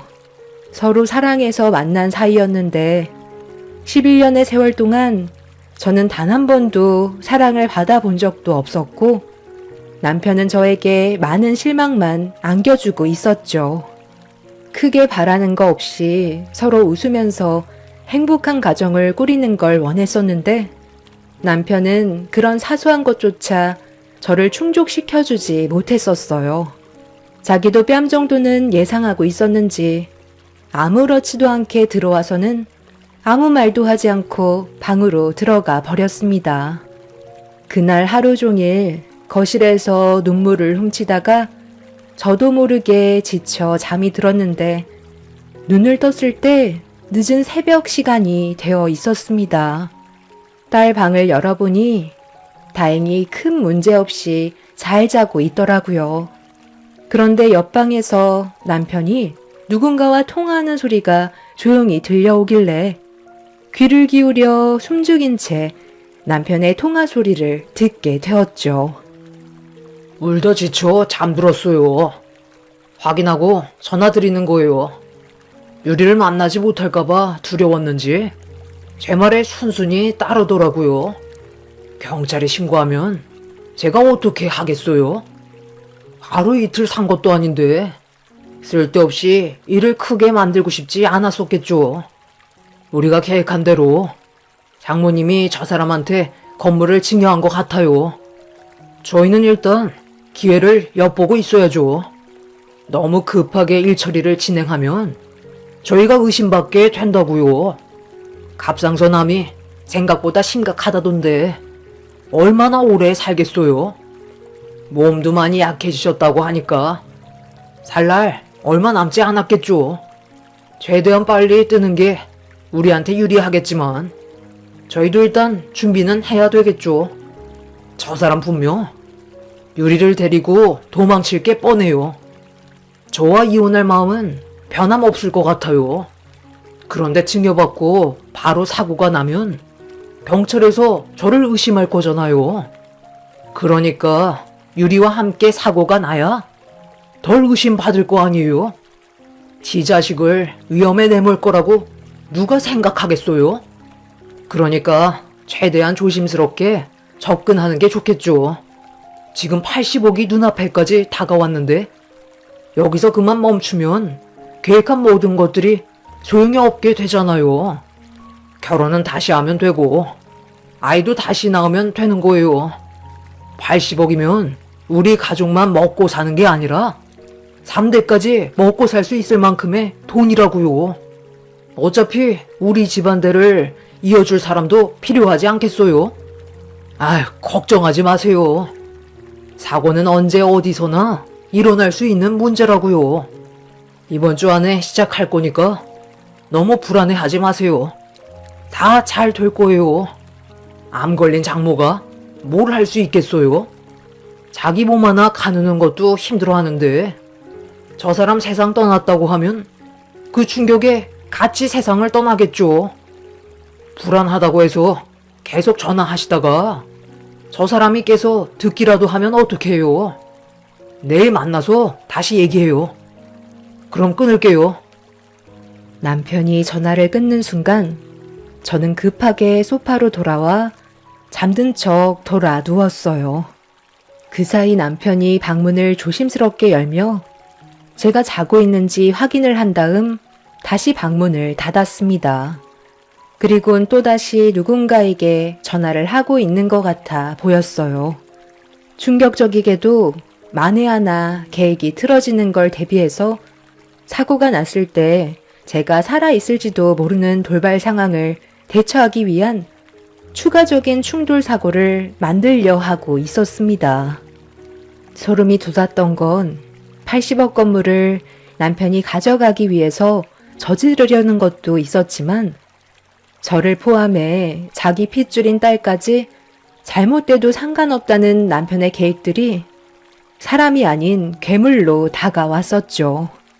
너무 갑작스럽게 일어난 일들이라 녹음을 하지 못해 어떻게 해야 할지 그날 잠 한숨 못 자고 계획을 세울 수밖에 없었습니다.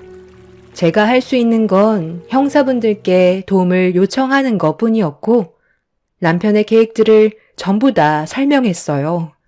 형사분들은 남편이 움직이기만을 기다렸어요. 확실한 증거물이 없기 때문에 현장을 잡는 것밖엔 없었죠. 그렇게 때를 기다리고 있던 어느 날 예상대로 남편의 움직임이 수상했고 언제인지 기억도 나지 않는 식사 자리를 남편이 만들었어요. 앞으로 저와 잘 지내고 싶다는 남편의 말을 묵묵히 듣고 있었고 좋은 곳에 예약을 해 두었다면서 저와 딸을 차 뒷좌석에 태웠습니다. 남편의 계획이 시작된 것 같다고 담당 형사에게 도움을 요청하자 저와 딸이 타고 있는 차를 뒤따라오고 있었습니다. 그리고 잠시 뒤 저희 뒤쪽으로 의문의 차량 한 대가 바짝 쫓아오고 있었죠. 그렇게 목적지 없는 어디론가 달리고 있던 남편이 갑자기 속도를 높이기 시작했고 저는 남편한테 속도를 줄여달라고 부탁했지만 절대 해선 안 될 행동을 하려는 듯 더욱더 가속 페달을 밟았습니다. 형사분들도 남편의 행동을 지켜보다가 사태가 심각해질 것 같다고 판단했는지 속도를 높이면서 남편의 차를 바짝 쫓았고 추월을 통해 형사분들의 차로 남편 차를 감싸면서 강제로 속도를 줄이게 만들었어요. 그리고 제 뒤를 바짝 쫓아오던 차량도 똑같이 속도를 줄이고 있었죠. 그런데 뒤에 쫓아오던 차량이 눈치를 챘는지 핸들을 돌리려 하는 순간 형사분들이 의문의 차량과 충돌을 했고 남편이 당황스러워하자 저는 멈춰선 차량 안에서 딸과 함께 급하게 빠져나왔습니다. 만약 남편의 통화를 듣지 못했고 형사분들의 도움이 없었다면 저와 딸은 이미 이 세상 사람이 아닌 충격적인 결말을 가져오게 되는 사건이었네요. 결국 남편은 형사분들께 연행이 되었고 함께 계획했던 사람 또한 붙잡히면서 모든 사건은 밝혀지게 되었습니다. 돈을 주고 고용한 사람이 모든 사실을 진술하게 되면서 남편의 계획들이 전부 드러나게 되었죠.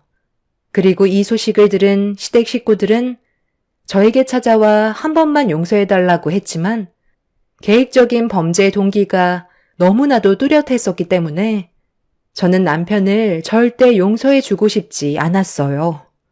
결국 법적인 처벌로 3년의 징역을 선고받게 됨과 동시에 그 사람과 지긋지긋했던 생활에 종지부를 찍었네요. 하지만 남편이 감옥 생활을 하는 동안에도 시댁 식구들은 계속해서 제 딸을 핑계로 만남을 가지려 하고 있었어요. 지금 현재 절대 만나주지 않고 있는 상황이고 엄마의 병원도 옮긴 상태입니다.